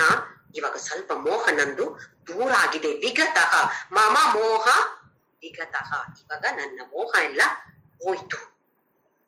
ಇದು 2ರಿಂದ 6ನೇ ಅಧ್ಯಾಯದವರೆಗೆ ಕೃಷ್ಣ ಯಾವುದನ್ನು ತಿಳಿಸಿ ಹೇಳಿದಾನೋ, ಹೌದು ಕೃಷ್ಣ ನೀನ್ ಹೇಳಿದ್ದೆಲ್ಲ ನನ್ಗೆ ಸ್ವಲ್ಪ ತಲೆಗೆ ಹತ್ತುತ್ತಾ ಇದೆ ಈಗ ಅಂತ ಹೇಳಿ ಕೃತಜ್ಞತಾಪೂರ್ವಕವಾಗಿ ಹೇಳುವಂತಹ ಶ್ಲೋಕ. ಓಹೋ, ನೀನ್ ಹೇಳಿದ ನನಗೆ ಸ್ವಲ್ಪ ಅರ್ಥ ಆಗಿದೆ ಈಗ. ಇನ್ನು 2ನೇ ಶ್ಲೋಕದಲ್ಲಿ 7ರಿಂದ 10ನೇ ಶ್ಲೋಕದವರೆಗೆ ಕೃಷ್ಣ ಪರಮಾತ್ಮ ಏನನ್ನು ಹೇಳಿದಾನೋ ಅದರ ಬಗ್ಗೆ ಹೇಳ್ತಾನೆ ಅರ್ಜುನ. 2ನೇ ಶ್ಲೋಕ, ಭವಾಪ್ಯಯೌ ಹಿ ಭೂತಾನಾಂ ಶ್ರುತೌ ವಿಸ್ತರಶೋ ಮಯಾ ತ್ವತ್ತಃ ಕಮಲಪತ್ರಾಕ್ಷ ಮಾಹಾತ್ಮ್ಯಮಪಿ ಚಾಪ್ಯಯಂ. ಭವಾಪ್ಯಯೌ ಹಿ, ಭವ ಅಂತ ಹೇಳಿದ್ರೆ ಸೃಷ್ಟಿ, ಅಪ್ಯಯ ಅಂತ ಹೇಳಿದ್ರೆ ಲಯ. 7ನೇ ಅಧ್ಯಾಯ, 9ನೇ ಅಧ್ಯಾಯ, 10ನೇ ಅಧ್ಯಾಯದವರೆಗೆ ಕೃಷ್ಣ ಪರಮಾತ್ಮ ಈ ಸೃಷ್ಟಿಕರ್ತ ನಾನೇ ಅಂತ ಹೇಳಿದಾನೆ. ಹೌದು ಕೃಷ್ಣ, ನೀನು ಹೇಳಿದಿ, ಸೃಷ್ಟಿಯು ನೀನೇ, ಲಯ ಅದು ಕೂಡ ನೀನೇ, ನಾಶ ಮಾಡೋನು ನೀನೆ. ಹಾಗಾಗಿ ಯಾರಾದ್ರೂ ಸತ್ತು ಹೋದ್ರೆ ನಮ್ಗೇನ್ ಅನ್ಸುತ್ತೆ, ಅಯ್ಯೋ ಇಷ್ಟು ಒಳ್ಳೆಯವರಾಗಿದ್ರಲ್ಲ, ಪಾಪ ಯಾಕೆ ಸತ್ತು ಹೋದ್ರು ಇವರು, ಯಾಕೆ ಹೀಗಾಯ್ತು ಇವ್ರಿಗೆ, ಯಾರು ಲಯ ಮಾಡಿರೋದು? ಆ ಕೃಷ್ಣ ಪರಮಾತ್ಮನೇ ತಾನೇ, ಯಾಕೆ ಮಾಡ್ದ? ಇದರಿಂದ ಅವರಿಗೆ ಒಳ್ಳೆಯದು. ಅದು ನಮಗೆ ಗೊತ್ತಿದ್ಯಾ, ಅವನಿಗೆ ಗೊತ್ತಿದ್ಯಾ? ನನ್ನ ಜೀವನದಲ್ಲಿ ಏನಾಗ್ಬೇಕು ನಾನು ಅನ್ಕೊಳ್ಬಹುದು, ಈಗ ಹೀಗಾಗ್ಬೇಕಾಗಿತ್ತು ನನ್ಗೆ, ಆದ್ರೆ ನನಗೆ ಯಾವುದಾದ್ರೆ ಒಳ್ಳೇದು ಅಂತ ಆ ಕೃಷ್ಣ ಪರಮಾತ್ಮನಿಗೆ ತಾನೇ ಗೊತ್ತಿರೋದು. ಹಾಗೆ ಸೃಷ್ಟಿ, ಹಾಗೆ ಲಯ. ಹೌದು ಕೃಷ್ಣ, ಭೂತಾನ ಎಲ್ಲ, ಭೂತ ಅಂತ ಹೇಳಿದ್ರೆ ದೆವ್ವ ಭೂತ ಅಂತಲ್ಲ, ಎಲ್ಲ ಇರುವಂತಹ ಏನೆಲ್ಲ ಈ ಪ್ರಪಂಚದಲ್ಲಿ ಇದೆಯೋ ಎಲ್ಲವನ್ನು ಸೇರಿಸಿ, ಅದು ಜಡ ವಸ್ತುವೇ ಇರ್ಬೋದು, ಅದನ್ನು ಸೇರಿಸಿ ಅರ್ಜುನ ಇಲ್ಲಿ ಭೂತ ಅಂತ ಹೇಳುದು. ಎಲ್ಲ ವಸ್ತುವ ಸೃಷ್ಟಿ ಹಾಗೂ ಲಯ, ಅದರ ಬಗ್ಗೆ ಶ್ರುತವು ಕೇಳಿದೆ. ಹೇಗೆ? ವಿಸ್ತರಶೋಮಯ, ವಿಸ್ತಾರವಾಗಿ ನೀನು ಹೇಳಿದ್ದನ್ನ ನಾನು ಅರ್ಥ ಮಾಡಿಕೊಂಡಿದ್ದೇನೆ ಕೃಷ್ಣ. ಹಾಗಾಗಿ ಈಗ ಯುದ್ಧ ಮಾಡಿ ನಾನು ಯಾರನ್ನಾದ್ರೂ ಕೊಂದ್ರೆ, ಯಾರು ಕೊಂದಿರೋದದು? ನಾನಲ್ಲ, ಕೃಷ್ಣ ಪರಮಾತ್ಮ ಕೊಂದಿರೋದು. ಇದು ನಮ್ಮ ಮನಸ್ಸಿಗೆ ಸರಿಯಾಗಿ ಅರ್ಥ ಮಾಡಿಕೊಳ್ಬೇಕು. ಹಾಗೆ ಅಂತ ಹೇಳಿ ಹೋಗಿ ಯಾರನ್ನಾದ್ರೂ ಶೂಟ್ ಮಾಡಿ ನಾನಲ್ಲ ಕೊಂದಿದ್ದು, ಕೃಷ್ಣ ಪರಮಾತ್ಮ ಹೇಳೋದೇ. ಹೀಗೆ ಹೇಳಿದ್ರೆ ಭಗವದ್ಗೀತೆ ಅರ್ಥ ಆಗಿಲ್ಲ, 0. ಏನ್ ಹೇಳ್ತಾನೆ? ಶ್ರುತೌ ವಿಸ್ತರಶೋಮಯ, ಸೃಷ್ಟಿಯೂ ನಿನ್ನಿಂದಲೇ ಕೃಷ್ಣ, ಲಯವೂ ನಿನ್ನಿಂದಲೇ ಕೃಷ್ಣ ಅಂತ ನನಗೆ ವಿಸ್ತಾರವಾಗಿ ನೀನು ತಿಳಿಸಿ ಹೇಳಿದ್ಯಾ. ಯಾಕೆ? ಮತ್ ಅನುಗ್ರಹಾಯ, ನನ್ನನ್ನು ಆಶೀರ್ವಾದ ಮಾಡೋದಿಕ್ಕೋಸ್ಕರ ನೀನು ನನ್ಗೆ ವಿಸ್ತಾರವಾಗಿ ಇದನ್ನ ಹೇಳಿದ್ದಿ. ತ್ವತ್ತಃ ಕಮಲ ಪತ್ರಾಕ್ಷ, ಕಮಲ ಹೆಚ್ಚಿನ ಪುರಾಣಗಳಲ್ಲಿರ್ಬೋದು ಅಥವಾ ವೇದಕದಲ್ಲಿರ್ಬೋದು, ಉಪನಿಷತ್ತಿನಲ್ಲಿರ್ಬೋದು, ಭಗವದ್ಗೀತೆಯಲ್ಲಿಯೇ ಎಷ್ಟೊಂದು ಸಲ ಈ ಕಮಲ ಅಂತ ಹೇಳುವ ಶಬ್ದವನ್ನು ಉಪಯೋಗಿಸ್ತಾರೆ. ಯಾಕೆ ಉಪಯೋಗಿಸ್ತಾರೆ? ತಾವರೆ ಎಲ್ಲಿ ಹುಟ್ಟತ್ತೆ? ಕೆಸರಿನಲ್ಲಿ ಹುಟ್ಟತ್ತೆ. ಹೇಗಿದೆ ಮಾತ್ರ, ಅತ್ಯಂತ ಸುಂದರವಾಗಿದೆ, ಅತ್ಯಂತ ಕೋಮಲವಾಗಿದೆ. ಹಾಗೆ ನಸು ಗಂಧ ಭರಿತವಾಗಿದೆ, ಸುವಾಸನೆ ಭರಿತವಾಗಿದೆ. ನಾವೇನ್ ಹೇಳ್ತೀವಿ ನೋಡಿ, ನಾನ್ ಹೀಗಿದ್ದೀನಿ ಯಾಕೆಂದ್ರೆ ಇವರಿಂದಾಗಿ, ಇವ್ರು ಹೀಗ್ ಮಾಡಿದ್ರು ಅದರಿಂದಾಗಿ ನನ್ನ ಜೀವನ ಹೀಗಾಯ್ತು.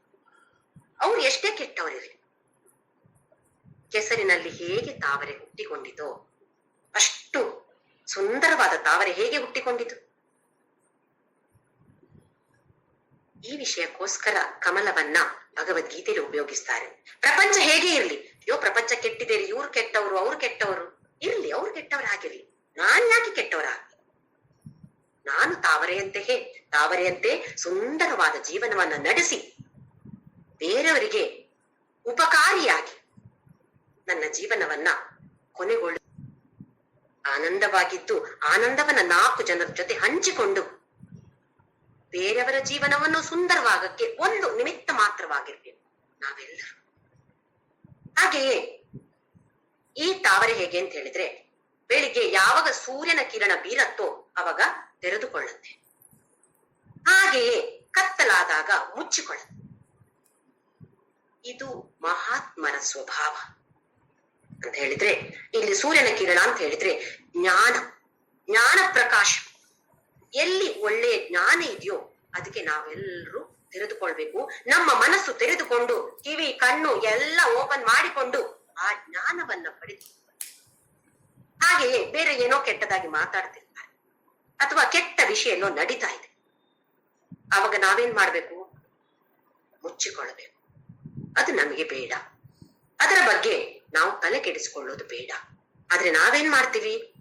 ಒಳ್ಳೆಯದನ್ನ ಯಾರಾದ್ರೂ ಮಾತಾಡಿ ಹೇಳಿದಾಗ ಅದರ ಬಗ್ಗೆ ಒಂದ್ಸಲ ಕೇಳ್ಕೊಳ್ತೀವಿ, ಆಮೇಲೆ ಅದನ್ನ ರಕ್ತಗತ ಮಾಡಿಕೊಳ್ಳೋ ಪ್ರಯತ್ನವನ್ನ ಮಾಡೋದಿಲ್ಲ. ಯಾವುದನ್ನ ರಕ್ತಗತ ಮಾಡಿಕೊಳ್ತೇವೆ? ಅವರ ಬಗ್ಗೆ ಬೈದ್ರಲ್ಲ, ಅದನ್ನೇ ಇಲ್ಲಿ ಮನಸ್ಸಲ್ಲಿ ಇಟ್ಟುಕೊಂಡು ಮತ್ತೆ 4 ಜನರಿಗೆ ಫೋನ್ ಮಾಡಿ ಹೇಳಿ, ನೋಡ್ರಿ ನಿಮ್ಮ ಬಗ್ಗೆ ಅವ್ರು ಹೀಗ್ ಮಾತಾಡಿದ್ರು ಅಂತ ಹೇಳಿ ನಮ್ಮ ಮನಸ್ಸು ಕಲುಷಿತ, ಬೇರೆಯವರ ಮನಸ್ಸನ್ನು ಕಲ್ಮಶಮಯವಾಗಿ ಮಾಡುವಂತಹದಕ್ಕೆ ನಾವು ಕಾರಣರಾಗ್ತೇವೆ. ಇದು ಕಮಲ. ನಾವು ನಮ್ಮ ಮನಸ್ಸನ್ನ ಅಥವಾ ನಮ್ಮ ಸರ್ವೇಂದ್ರಿಯಗಳನ್ನ ಎಲ್ಲಿ ಒಳ್ಳೆಯ ಜ್ಞಾನ ಇದೆಯೋ ಅದಕ್ಕೆ ತೆರೆದುಕೊಂಡು, ಎಲ್ಲಿ ಕೆಟ್ಟ ವಿಚಾರ ನಡೀತಿದ್ಯೋ ಅದಕ್ಕೆ ನಮ್ಮ ಮನಸ್ಸನ್ನ ಕ್ಲೋಸ್ ಮಾಡಿಬಿಡೋಣ, ಒಂದು ಬಾಗಿಲು ಮುಚ್ಚಿಬಿಡೋಣ. ಅದು ನಮ್ಮ ಒಳಗಡೆ ಬರೋದೇ ಬೇಡ. ಬಂದ್ರು ನಮ್ಮ ಮನಸ್ಸಿಗೆ ಯಾವ ಪರಿಣಾಮವನ್ನು ಅದು ಬೀರದಂತೆ ನಾವು ನೋಡಿಕೊಳ್ಬೇಕು. ನಮ್ಮ ಪ್ರಪಂಚದಲ್ಲಿ ಅವ್ರ ಹಾಗೆ ಮಾತಾಡಬಾರ್ದು, ಇವರಿಗೆ ಬಿಹೇವ್ ಮಾಡಬಾರ್ದು ಅಂತ ಹೇಳಕ್ಕೆ ಯಾವ ಹಕ್ಕು ನಮಗಿಲ್ಲ. ನಮಗೆ ಯಾವ ಹಕ್ಕಿದೆ? ನಮ್ಮ ಮನಸ್ಸಿಗೆ ಕೊಟ್ಟು ನಾನ್ ಹೇಗಿರ್ಬೇಕು ಅಂತ ಹೇಳೋದನ್ನ ನಾವು ಆಲೋಚನೆ ಮಾಡಿಕೊಳ್ಬೇಕು ಈ ಭಗವದ್ಗೀತೆಯ ಮೂಲಕ. ಇದು ಕಮಲ ನಮಗೆ ಹೇಳಿಕೊಡುವಂತಹದ್ದು. ಹಾಗಾದ್ರೆ ಕಮಲ ಪತ್ರಾಕ್ಷ, ಕಮಲ ಪತ್ರ ಅಂತ ಹೇಳಿದ್ರೆ ಕಮಲ ದಳದಂತೆಯೇ ಇರುವಂತಹ ಕಣ್ಣು. ಕೃಷ್ಣನಿಗೆ ಹೇಗಿದೆ ಕಣ್ಣು ಅಂತ ಹೇಳಿದ್ರೆ, ಎಷ್ಟು ಸುಂದರವಾಗಿದೆ ಅಂತ ಹೇಳಿದ್ರೆ ಕಮಲದ ದಳದಂತೆ ಇದೆ. ಹಾಗಾದ್ರೆ ಭೌತಿಕ ಸೌಂದರ್ಯಕ್ಕೆ ಇಷ್ಟೊಂದು ಪ್ರಾಮುಖ್ಯತೆಯನ್ನು ಕೊಡ್ತಾರಾ? ಭಗವದ್ಗೀತೆಯಲ್ಲಿ ಕೊಡ್ತಾರ? ಈ ಭೌತಿಕ ಸೌಂದರ್ಯ ಏನನ್ನ ಸೂಚಿಸುತ್ತೆ ಅಂತ ಹೇಳಿದ್ರೆ ಅಂತರ್ ಸೌಂದರ್ಯವನ್ನ ಸೂಚಿಸ್ತಾ ಇದೆ. ಒಳಗಿನ ಕಣ್ಣು ಹೇಗಿದೆ ಕೃಷ್ಣನಿಗೆ, ಹೊರಗಿನ ಕಣ್ಣು ಚೆನ್ನಾಗಿದ್ಯೋ ಇಲ್ವೋ ಪರವಾಗಿಲ್ಲ, ಹೇಗಿದ್ರು ಪರವಾಗಿಲ್ಲ. ನಮ್ಗೇನು ಅಂತ ಹೇಳಿದ್ರೆ ಒಂದು ಕಾಲಕ್ಕೆ ಸುಂದರವಾಗಿರ್ಬೇಕು ಅಂತ ಹೇಳೋದಕ್ಕೋಸ್ಕರ ಚೆನ್ನಾಗಿದೆ ಕಣ್ಣು, ಎಷ್ಟು ಸುಂದರವಾಗಿದೆ ಅಂತ ಹೇಳೋದು. ಆದ್ರೆ ಒಳಗಿನ ಕಣ್ಣು ಹೇಗಿದೆ ಅಂತ ಹೇಳಿದ್ರೆ, ಬೇರೆಯವರು ಮಾಡಿದಂತಹ ಕೆಲಸಗಳಲ್ಲಿ ದೋಷವನ್ನ ಕಂಡು ಹಿಡಿಯದೇ ಇರುವಂತದ್ದು ಕಮಲ ಪತ್ರಾಕ್ಷ. ನಮ್ಮ ಮನಸ್ಸು ಯಾವಾಗ ನಿರ್ಮಲವಾಗಿದೆಯೋ ಆಗ ನಮಗೆ ಬೇರೆಯವರ ಬಗ್ಗೆ ಯಾವ ದೋಷ, ಅವ್ರು ಹೇಗೆ ಏನೇ ಮಾಡಿ ಆ ದೋಷವನ್ನ ಎತ್ತಿ ಹಿಡಿದು ತೋರಿಸ್ಬೇಕು ಅಂತ ಕಾಣೋದಿಲ್ಲ. ಇದು ಕಮಲ ಪತ್ರಾಕ್ಷ. ಕೃಷ್ಣನಿಗೆ ಅರ್ಜುನನು ತುಂಬಾ ತಪ್ಪು ಮಾಡಿದ್ದ. ಈವಾಗ್ಲೇ 1ನೇ ಅಧ್ಯಾಯದಲ್ಲಿ ಬಡಬಡ ಅಂತ ಹೇಳ್ತಾ ಇದ್ದ, ಅಲ್ಲೇ ನಿಲ್ಲಿಸ್ಬೋದಾಗಿತ್ತು. ಏನು ಹೇಳಿಲ್ಲ ಕೃಷ್ಣ. ಎಷ್ಟರವರೆಗೆ? ಕೃಷ್ಣ ನಾನು ಶರಣು ಬಂದಿದ್ದೇನೆ, ನೀನೇ ನನಗೆ ಗುರು ಅಂತ ಯಾವಾಗ ಹೇಳಿದ್ನೋ ಅದಾದ ನಂತರವೇ ಈ ಜ್ಞಾನವನ್ನ ತಿಳಿಸಿಕೊಡ್ತಿದ್ದಾನೆ. ಅಷ್ಟರವರೆಗೆ ಕೊಟ್ಟಿಲ್ಲ. ನಮ್ಮ ಮನಸ್ಸು ಯಾವಾಗ ನಿರ್ಮಲವಾಗಿಲ್ಲವೋ ಖಂಡಿತವಾಗಿಯೂ ನಮಗೆ ಬೇರೆಯವರ ದೋಷವೇ ಕಾಣಿಸುತ್ತೆ. ಸುಮಾರು ಮನೆಗಳಲ್ಲಿ ನಾವು ನೋಡ್ತೀವಿ ಸಂಸಾರ ಓಡಿಯೋದು ಅತ್ತೆ ಸೊಸೆಯ ಜಗಳದಿಂದ. ಸುಮಾರು ಕಡೆ ನೋಡ್ತಾ ಇದೀವಿ, ಸುಮಾರು ಕಡೆ ಡೈವೋರ್ಸ್ ಆಗೋದು ಇದೇ ಒಂದು ಕಾರಣದಿಂದ. ದೋಷ, ಅತ್ತೆ ಸೊಸೆಯಲ್ಲಿ ದೋಷ ಹುಡ್ಕೋದು, ಸೊಸೆ ಅತ್ತೆಯಲ್ಲಿ ದೋಷ ಹುಡ್ಕೋದು. ಈ ಒಂದೇ ಒಂದು ಕಾರಣದಿಂದಾಗಿ ನಾನಾ ಮನೆಗಳು ಓಡದೇ ಹೋಗಿದೆ. ಈ ತರ ಆಗದೆ ಇರ್ಬೇಕು ಅಂತ ಹೇಳಿದ್ರೆ ಎಲ್ಲರೂ ಒಳ್ಳೆಯ ಮನಸ್ಸಿನಿಂದ ಸಂಸಾರವನ್ನ ನಡೆಸುವಂತಹ ಪ್ರಯತ್ನವನ್ನ ಮಾಡಬೇಕು. ನಮ್ಮ ಕ್ಲಾಸಿನಲ್ಲೇ ಇರುವಂತಹ ಕೆಲವರು ರಿಕ್ವೆಸ್ಟ್ ಕಳಿಸಿದ್ದಾರೆ, ಈ ವಿಷಯದ ಬಗ್ಗೆ ಒಂದು ಕ್ಲಾಸ್ ದಯವಿಟ್ಟು ತಗೊಳ್ಳಿ ನೀವು ಅಂತ ಹೇಳಿ. ಏನು? ಅತ್ತೆ ಸೊಸೆಯ ಸಂಬಂಧದ ಬಗ್ಗೆ. ನಮ್ಮ ಭಗವದ್ಗೀತೆ ಮುಗಿಲಿ, ಆಮೇಲೆ ತಗೊಳ್ಳೋಣ ಆ ಕ್ಲಾಸ್ ಎಲ್ಲ. ಚೆನ್ನಾಗಿರ್ಬೇಕು ಅಂತ ಹೇಳಿ ಎಲ್ಲರಿಗೂ ಇರ್ಬೇಕು. ದೋಷವನ್ನ ಎತ್ತಿ ಹೇಳೋದು ತಪ್ಪು ತಲ್ಲ, ಯಾವ ಮನಸ್ಸಿನಿಂದ ನಾವು ಹೇಳ್ತೀವಿ. ಕರ್ಮಯೋಗದ ಒಂದು ತುಂಬಾ ಮುಖ್ಯ ಅಂಶ ಇದು. ಯಾವುದೇ ಕೆಲಸ ಮಾಡಿದ್ರು ಯಾವ ಮನೋಭಾವನೆಯಿಂದ ನಾವು ಮಾಡ್ತಾ ಇದ್ದೀವೋ ಅದು ತುಂಬಾ ಮುಖ್ಯ. ಕೆಲಸ ಮುಖ್ಯ ಅಲ್ಲ, ಅಲ್ಲಿ ಮನೋಭಾವನೆ, ಹಿಂದಿನ ಮನೋಭಾವನೆ ಏನಿದೆ ಅದು ತುಂಬಾ ಮುಖ್ಯ. ಇಲ್ಲಿ ಕಮಲ ಪತ್ರಾಕ್ಷ ಅಂತ ಯಾಕೆ ಹೇಳ್ತಿದ್ದಾನೆ ಅಂತ ಹೇಳಿದ್ರೆ, ಕೃಷ್ಣ ನಾನು ಎಷ್ಟೋ ತಪ್ಪು ಮಾಡಿದ್ದೇನೆ, ಆದ್ರೆ ಆ ತಪ್ಪನ್ನೇ ಎತ್ತಿ ಹಿಡಿದು ನೀನ್ ಯಾಕೆ ಮಾಡಿದೆ, ನಾನು ನಿಂಗೆ ಏನು ಹೇಳೋದಿಲ್ಲ ಆಗದು ಹೇಳ್ಬೋದಾಗಿತ್ತಲ್ಲ, ಹೇಳಿಲ್ಲ ಕೃಷ್ಣ. ಸರಿ, ತಪ್ಪು ಮಾಡೋದು ಮನುಷ್ಯ ಸ್ವಭಾವ, ಆದ್ರೆ ನಾನು ಮಾಡಿದ ತಪ್ಪೇ ಸರಿ ಅಂತ ಸುಮಾರು ಜನ ಹೇಳೋರಿದ್ದಾರೆ. ನಾನು ಹೀಗೆ ಮಾಡಿದೆ ಅದೇ ಸರಿ, ಅದು ಮಾತ್ರ ದೊಡ್ಡ ತಪ್ಪು, ದೊಡ್ಡ ಪಾಪ. ಮತ್ತೆ ಕಷ್ಟ ಅಂತ ಹೇಳೋದು, ದುಃಖ ಅಂತ ಹೇಳೋದು ಕಡೆಗೆ ಪಾಪವಾಗಿ ಪರಿಣಾಮಗೊಳ್ಳುತ್ತೆ. ಇದು ಕಮಲ ಪತ್ರಾಕ್ಷ ನಾವೆಲ್ಲರೂ ಕೂಡ ಸ್ವಲ್ಪ ಸ್ವಲ್ಪ ಪ್ರಯತ್ನ ಮಾಡಬೇಕು. ಬೇರೆಯವರ ದೋಷವನ್ನ ನಾವು ಕಾಣದೇ ಇರ್ಬೇಕು. ಕಂಡ್ರು ಕಾಣದೆ ಅಂತ ಹೇಳಿದ್ರೆ ಆ ನಮ್ಮ ದೃಷ್ಟಿಕೋನವನ್ನ ನಾವು ಬದಲಾಯಿಸ್ತಾ ಹೋಗ್ಬೇಕು. ಸರಿ, ಅವ್ರು ಹೇಗೆ ಇರ್ಲಿ, ನಾನ್ ಹೀಗೆ, ನನ್ನ ಜೀವನ ಸುಂದರಮಯವಾಗಿರ್ಬೇಕು ಅಂತ ಹೇಳಿದ್ರೆ ನನ್ನ ದೃಷ್ಟಿಕೋನವನ್ನ ನಾನು ಬದಲಾಯಿಸ್ಬೇಕು. ಬೇರೆ ಪ್ರಪಂಚವನ್ನ ಬದಲಾಯಿಸಕ್ಕೆ ಖಂಡಿತವಾಗಿಯೂ ಸಾಧ್ಯ ಇಲ್ಲ. ಆದರೆ ನನ್ನ ದೃಷ್ಟಿಕೋನವನ್ನ ಬದಲಾಯಿಸೋದು, ನನ್ನ ಮನಸ್ಸನ್ನ ಬದಲಾಯಿಸೋದು ನನ್ನ ಕೈಯಲ್ಲಿದೆ. ನಾನೇ ಮಾಡ್ಬೇಕು, ನಾನೇ ಪ್ರಯತ್ನವನ್ನ ಮಾಡ್ಬೇಕು. ಇನ್ನು ಕಷ್ಟಕರವಾದ ದುಃಖಮಯವಾದ ಸನ್ನಿವೇಶಗಳು, ಪರಿಸ್ಥಿತಿಗಳು ಎದುರಾಗ್ತವೆ. ಇದನ್ನು ಕೂಡ ಕೃಷ್ಣ ಪರಮಾತ್ಮನೇ ನಮ್ಮ ಮುಂದೆ ತಂದೊಡ್ಡಿದ್ದಾನೆ. ಯಾಕೆ? ನಮ್ಮನ್ನ ಪರೀಕ್ಷೆ ಮಾಡೋದಿಕ್ಕೆ. ಭಗವದ್ಗೀತೆ ಕಲ್ತಿದ್ದೇನೆ ಅಂತ ಹೇಳ್ತೀಯಲ್ಲ, ನೋಡೋಣ ಏನ್ ಮಾಡ್ತೀನಿ ನೀನು ಅಂತ ಹೇಳಿ ಈ ತರದ ಪರಿಸ್ಥಿತಿಯನ್ನ ತಂದೊಡ್ಡಿ ಅವಾಗ ನಮ್ಗೆ ಗೊತ್ತಾಗತ್ತೆ, ಓಹೋ ಭಗವದ್ಗೀತೆ ಹೌದು ಕಂಠಪಾಠ ಮಾಡಿದ್ದೇನೆ, ಅರ್ಥ ಮಾಡಿಕೊಂಡಿದ್ದೇನೆ, ಆದ್ರೆ ಜೀವನದಲ್ಲಿ ಅಳವಡಿಸಿಕೊಳ್ಳಿಕ್ಕೆ ಸೊನ್ನೆ. ಈಗ ಆಗ್ಬಾರ್ದು. ಹೇಗೆ ಕೃಷ್ಣನನ್ನು ಕಮಲ ಪತ್ರಾಕ್ಷ ಅಂತ ಬೋಧಿಸ್ತಾರೋ, ಯಾಕೆ ಬೋಧಿಸ್ತಾರೋ ಅಂತ ತಿಳಿದುಕೊಂಡು ನಾವು ಕೂಡ ಸ್ವಲ್ಪ ಸ್ವಲ್ಪವಾಗಿ ಆ ಕಮಲ ಪತ್ರಾಕ್ಷ ಆಗುವಂತಹ ಪ್ರಯತ್ನವನ್ನ ದಯವಿಟ್ಟು ಎಲ್ಲರೂ ಮಾಡೋಣ. ತ್ವತ್ತಃ ಕಮಲ ಪತ್ರಾಕ್ಷ ಮಾಹಾತ್ಮ್ಯಂ ಅಪಿ ಚಾವ್ಯಯಂ. ಅದರ ಬಗ್ಗೆ ಸೃಷ್ಟಿ ಲಯ ನೀನೇ ಅದರ ಕಾರಣಕರ್ತ. ಎಷ್ಟು ನಿನ್ನ ಮಹಾತ್ಮೆ, ನಿನ್ನ ಕೀರ್ತಿಯನ್ನು, ಆ ಅವ್ಯಯವಾದ ಅವಿನಾಶಿ ರೂಪವಾದ ನಿನ್ನ ಬಗ್ಗೆ ನೀನು ತಿಳಿಸಿ ಹೇಳಿದ್ಯಾ ಕೃಷ್ಣ 7ರಿಂದ 10ನೇ ಅಧ್ಯಾಯದವರೆಗೆ. ಹೌದು, ನನ್ನ ಮೋಹ ಸ್ವಲ್ಪ ಸ್ವಲ್ಪವಾಗಿ ದೂರವಾಗ್ತಾ ಇದೆ ಕೃಷ್ಣ. ಈಗ ನನ್ಗೊಂದು ಆಸೆ ಆಗ್ತಾ ಇದೆ ಕೃಷ್ಣ. ಏನದ ಆಸೆ? 3ನೇ ಶ್ಲೋಕದಲ್ಲಿ ನೋಡೋಣ. ಏವಮೇತದ್ಯಥಾ ತ್ವಂ ಆತ್ಮಾನಂ ಪರಮೇಶ್ವರ ದ್ರಷ್ಟುಮಿಚ್ಛಾಮಿ ತೇ ರೂಪಂ ಐಶ್ವರಂ ಪುರುಷೋತ್ತಮ. ಇಲ್ಲಿ ಗಮನಿಸಿದ್ರೆ 1ನೆಯ ಲೈನಿನಲ್ಲಿ ಪರಮೇಶ್ವರ ಅಂತ ಹೇಳ್ತಾನೆ, 2ನೇಯದಲ್ಲಿ ಪುರುಷೋತ್ತಮ ಅಂತ ಹೇಳ್ತಾನೆ. ನಮ್ಮಲ್ಲಿ ಕೆಲವೊಂದ್ ಕಡೆ ಶಿವಭಕ್ತರು ಪರಮೇಶ್ವರ ಅಂತ ಹೇಳಿದ್ರೆ ಶಿವ, ಪುರುಷೋತ್ತಮ ಅಂತ ಹೇಳಿದ್ರೆ ಶ್ರೀರಾಮ ಅಥವಾ ಶ್ರೀಕೃಷ್ಣನಿಗೆ ಜನರಲಿ ಹಾಗೆ ಸಂಬೋಧನೆ ಮಾಡುವಂತಹದ್ದು. ಇಲ್ಲಿ ವೇದವ್ಯಾಸರು ಏನ್ ಹೇಳ್ತಿದ್ದಾರೆ ಅಂತ ಹೇಳಿದ್ರೆ, ಪರಮೇಶ್ವರ ಪುರುಷೋತ್ತಮ ಬೇರೆ ಬೇರೆ ಅಲ್ಲ, ಶಿವ ವಿಷ್ಣು ಬೇರೆ ಬೇರೆ ಅಲ್ಲ, ಇಬ್ರು ಒಂದೇ. ಪರಮ ಈಶ್ವರ, ಇಲ್ಲಿ ಈಶಾ ಅಂತ ಹೇಳಿದ್ರೆ ಕಂಟ್ರೋಲ್ ಮಾಡುವಂಥವನು. ಪುರುಷೋತ್ತಮ, ಪುರುಷ ಅಂತ ಹೇಳಿದ್ರೆ ಅಸ್ತಿತ್ವದಲ್ಲಿ ಇರುವಂತದ್ದು, ಅದು ಏನೇ ಇರ್ಬೋದು. ನಾವು ಹೇಳೋದು ಪುರುಷ ಅಂತ ಹೇಳಿದ್ರೆ ಜೆಂಟ್ಸ್ ಅಂತ ಹೇಳ್ತೀವಲ್ಲ, ಗಂಡಸರು ಅಂತ ಅರ್ಥ ಅಲ್ಲ. ಇಲ್ಲಿ ಭಗವದ್ಗೀತೆಯಲ್ಲಿ ಪುರುಷ ಅಂತ ಹೇಳಿದ್ರೆ ಗಂಡಸರು ಅಂತ ಹೇಳುವ ಅರ್ಥ ಅಲ್ಲ, ಅಸ್ತಿತ್ವದಲ್ಲಿ ಇರುವಂತದ್ದಕ್ಕೆ ಪುರುಷ ಅಂತ ಹೇಳುದು. ಪರಮ ಈಶ್ವರ, ಎಲ್ಲವನ್ನು ಕಂಟ್ರೋಲ್ ಮಾಡುವಂಥವನು ಪರಮ ಈಶ್ವರ. ಅದು ಕೃಷ್ಣನಿಗೂ ಪರಮೇಶ್ವರ ಅಂತ ಹೇಳ್ತಾರೆ. ಪುರುಷೋತ್ತಮ ಅಂತ ಹೇಳುದು ಪರಮೇಶ್ವರ ಅಂದ್ರೆ ಶಿವನಿಗೂ ಕೂಡ ಅದನ್ನ ಹೇಳ್ಬೋದು.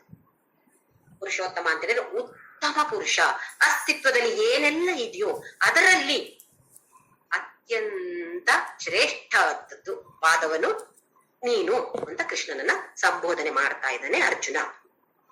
ಏವಮೇತತ್ ಯಥಾ ತತ್ವಂ, ನೀನ್ ಹೇಳಿರುವಂತದ್ದು ಎಲ್ಲ ನೀನ್ ಇಷ್ಟವರೆಗೆ ಕೃಷ್ಣ ಹೇಳಿದ್ಯಲ್ಲ, ಆತ್ಮದ ಬಗ್ಗೆ ಹೇಳಿದ್ಯಲ್ಲ ಪರಮೇಶ್ವರ, ಅದೆಲ್ಲ ಗೊತ್ತಾಯ್ತು ನನ್ಗೀಗ. ಇದೆಲ್ಲ ತಿಳಿಸಿ ಹೇಳಿದಾಗ ನನಗೊಂದು ಆಸೆ ಇದೆ, ದ್ರಷ್ಟುಂ ಇಚ್ಛಾಮಿ, ಇದು ನೋಡ್ಬೇಕು ಅಂತ ನಂಗೊಂದು ಆಸೆ ಇದೆ. ಕೇಳಿ ಆಯ್ತು, ನೋಡ್ಬೇಕು ಅಂತ. ದ್ರಷ್ಟುಂ ಇಚ್ಛಾಮಿ ತೇ ರೂಪಂ ಐಶ್ವರಂ ಪುರುಷೋತ್ತಮ, ನಿನ್ನ ಈಶ್ವರೀಯ ರೂಪವನ್ನು, ಕೃಷ್ಣನ ರೂಪವನ್ನು ನೋಡಿದೆ, ನೋಡ್ತಾ ಇದ್ದೇನೆ, ನನ್ನ ಕಣ್ಣ ಮುಂದೆ ನೀನಿದ್ಯಾ ಕೃಷ್ಣ. ಈಶ್ವರೀಯ ರೂಪವನ್ನು ನನಗೆ ನೋಡ್ಬೇಕು ಅಂತ ಆಸೆ ಆಗ್ತಾ ಇದೆ. ಕೃಷ್ಣನನ್ನು ನೋಡ್ಬೇಕು, ರಾಮನನ್ನ ನೋಡ್ಬೇಕು ಅಂತ ಆಗತ್ತೆ. ಹಾಗೆ ರಾಮ ರಾಮ ರಾಮ ರಾಮ ಹೇಳ್ಬೋದು, ಅಥವಾ ರಾಮ ಮಂತ್ರ, ತಾರಕ ಮಂತ್ರ ಹೇಳ್ಬೋದು, ಓಂ ನಮೋ ಭಗವತೆ ವಾಸುದೇವಾಯ, ಅಥವಾ ನಾನಾ ತರದ ಮಂತ್ರಗಳನ್ನ ಹೇಳ್ತೀವಿ ಕೃಷ್ಣ ಪ್ರತ್ಯಕ್ಷ ಆಗ್ಬೇಕು ಅಂತ ಹೇಳಿ. ಪ್ರತ್ಯಕ್ಷ ಸುಮಾರು ಪುರಾಣಗಳಲ್ಲಿ ಕೇಳಿದ್ದೇವೆ, ನಾವು ಓದಿದ್ದೇವೆ. ಏನಾಗತ್ತೆ? ಪ್ರತ್ಯಕ್ಷ ಆಗ್ತಾನೆ, ದೇವರು ಪ್ರತ್ಯಕ್ಷ ಆಗ್ತಾನೆ. ಅಲ್ಲಿ ಶ್ರೀರಾಮನ ರೂಪದಲ್ಲಿರ್ಬೋದು, ಶ್ರೀಕೃಷ್ಣನ ರೂಪದಲ್ಲಿರ್ಬೋದು, ಸಾಯಿಬಾಬಾನ ರೂಪದಲ್ಲಿರ್ಬೋದು, ಯಾವುದೇ ರೂಪದಲ್ಲಿರ್ಬೋದು ಪ್ರತ್ಯಕ್ಷ ಆಗ್ತಾನೆ. ಎಷ್ಟೊತ್ತಿರ್ತಾನೆ? ಸ್ವಲ್ಪ ಹೊತ್ತಿರ್ತಾನೆ, ಆಮೇಲೆ ಆಯಾರಾಮ್ ಗಯಾರಾಮ್, ಬಂದ ಪುಟ್ಟ ಹೋದ ಪುಟ್ಟ ಅಂತ ಹೇಳಿ ಬರ್ತಾನೆ, ಹೋಗ್ತಾನೆ. ಏನ್ ಕೇಳಿದೆವು? ಪುರಾಣದಲ್ಲಿ ಕೇಳಿರೋದು ನಾವು, ಅಂದ್ರೆ ನಾವಲ್ಲ, ಪುರಾಣದಲ್ಲಿ ಏನ್ ವರ ಕೇಳಿದೆವು? ಏನೋ ಆಗ್ಬೇಕು ಅಂತ ಕೇಳಿದೆವು. ಅದು ರಾಕ್ಷಸರು ಏನ್ ವರ ಕೇಳಿದ್ರು? ನನ್ನ ಸ್ವಾರ್ಥಕ್ಕೋಸ್ಕರ, ಬೇರೆಯವರಿಗೆ ಕೆಡುಕಾದ್ರೂ ಪರವಾಗಿಲ್ಲ, ನನಗೆ ಹೀಗಾಗ್ಬೇಕು. ಇದು ಸ್ವಾರ್ಥ ಬುದ್ಧಿ. ಹಾಗೆ ನಾವು ಕೂಡ ಏನಾದ್ರೂ ಕೇಳಿದ್ರೆ, ಬೇರೆಯವ್ರಿಗೆ ಕೆಡುಕಾದ್ರೂ ಪರವಾಗಿಲ್ಲ, ನನಗೆ ಹೀಗೆ ಆಗ್ಲಿ ಕೃಷ್ಣ ಅಂತ ಕೇಳಿದ್ರೆ, ನಾವು ಕೂಡ ರಾಕ್ಷಸರೇ. ಇಲ್ಲೀಗ ಈ ವಿಶ್ವರೂಪದಲ್ಲಿ ಆಯಾರಾಮ್ ಗಯಾರಾಮ್ ಒಂದು ಇಲ್ಲ, ಆಯಾ ಇಲ್ಲ ಗಯಾ ಇಲ್ಲ, ಇಲ್ಲಿ ಇದಾನೆ, ನಮ್ಮ ಮುಂದೆ ಇದ್ದಾನೆ. ಇನ್ನು ಬರೋದೆಲ್ಲಿಂದ, ಹೋಗೋದೆಲ್ಲಿಂದ? ಬರ್ಲಿಕ್ಕೆ ಇನ್ವಿಟೇಷನ್ ಕೊಡೋದು ಬೇಡ ರಾಮನಿಗೆ, ಕೃಷ್ಣನಿಗೆ. ಇದ್ದಾನೆ ವಿಶ್ವರೂಪದಲ್ಲಿ ನಮ್ಮ ಮುಂದೆ ಇದ್ದಾಗ ಇನ್ವಿಟೇಷನ್ ಕೊಡೋ, ಆಮಂತ್ರಣ ಪತ್ರಿಕೆ ಕೊಡುವಂತಹ ಅಗತ್ಯವೇ ಇಲ್ಲ. ಇಲ್ಲಿ ಏನ್ ಹೇಳ್ತಾನೆ ಅರ್ಜುನ? ಕೃಷ್ಣ ಒಂದ್ಸಲ ನಾನ್ ನೋಡ್ಬೇಕು. ಯಾವ ರೂಪವನ್ನು? ಈಶ್ವರೀಯ ರೂಪವನ್ನು. ಇಡೀ ಪ್ರಪಂಚ ನಿನ್ನಲ್ಲೇ ಇದೆ ಅಂತ ಹೇಳಿದ್ಯಲ್ಲ ಕೃಷ್ಣ, ಅದನ್ನ ನಾನು ನನ್ನ ಕಣ್ಣಿನಿಂದ ಒಂದು ಸಲ ನೋಡ್ಬೇಕು ಅಂತ ನನ್ಗೆ ದ್ರಷ್ಟುಂ ಇಚ್ಛಾಮಿ, ನನಗೊಂದು ಆಸೆ ಆಗ್ತಾ ಇದೆ.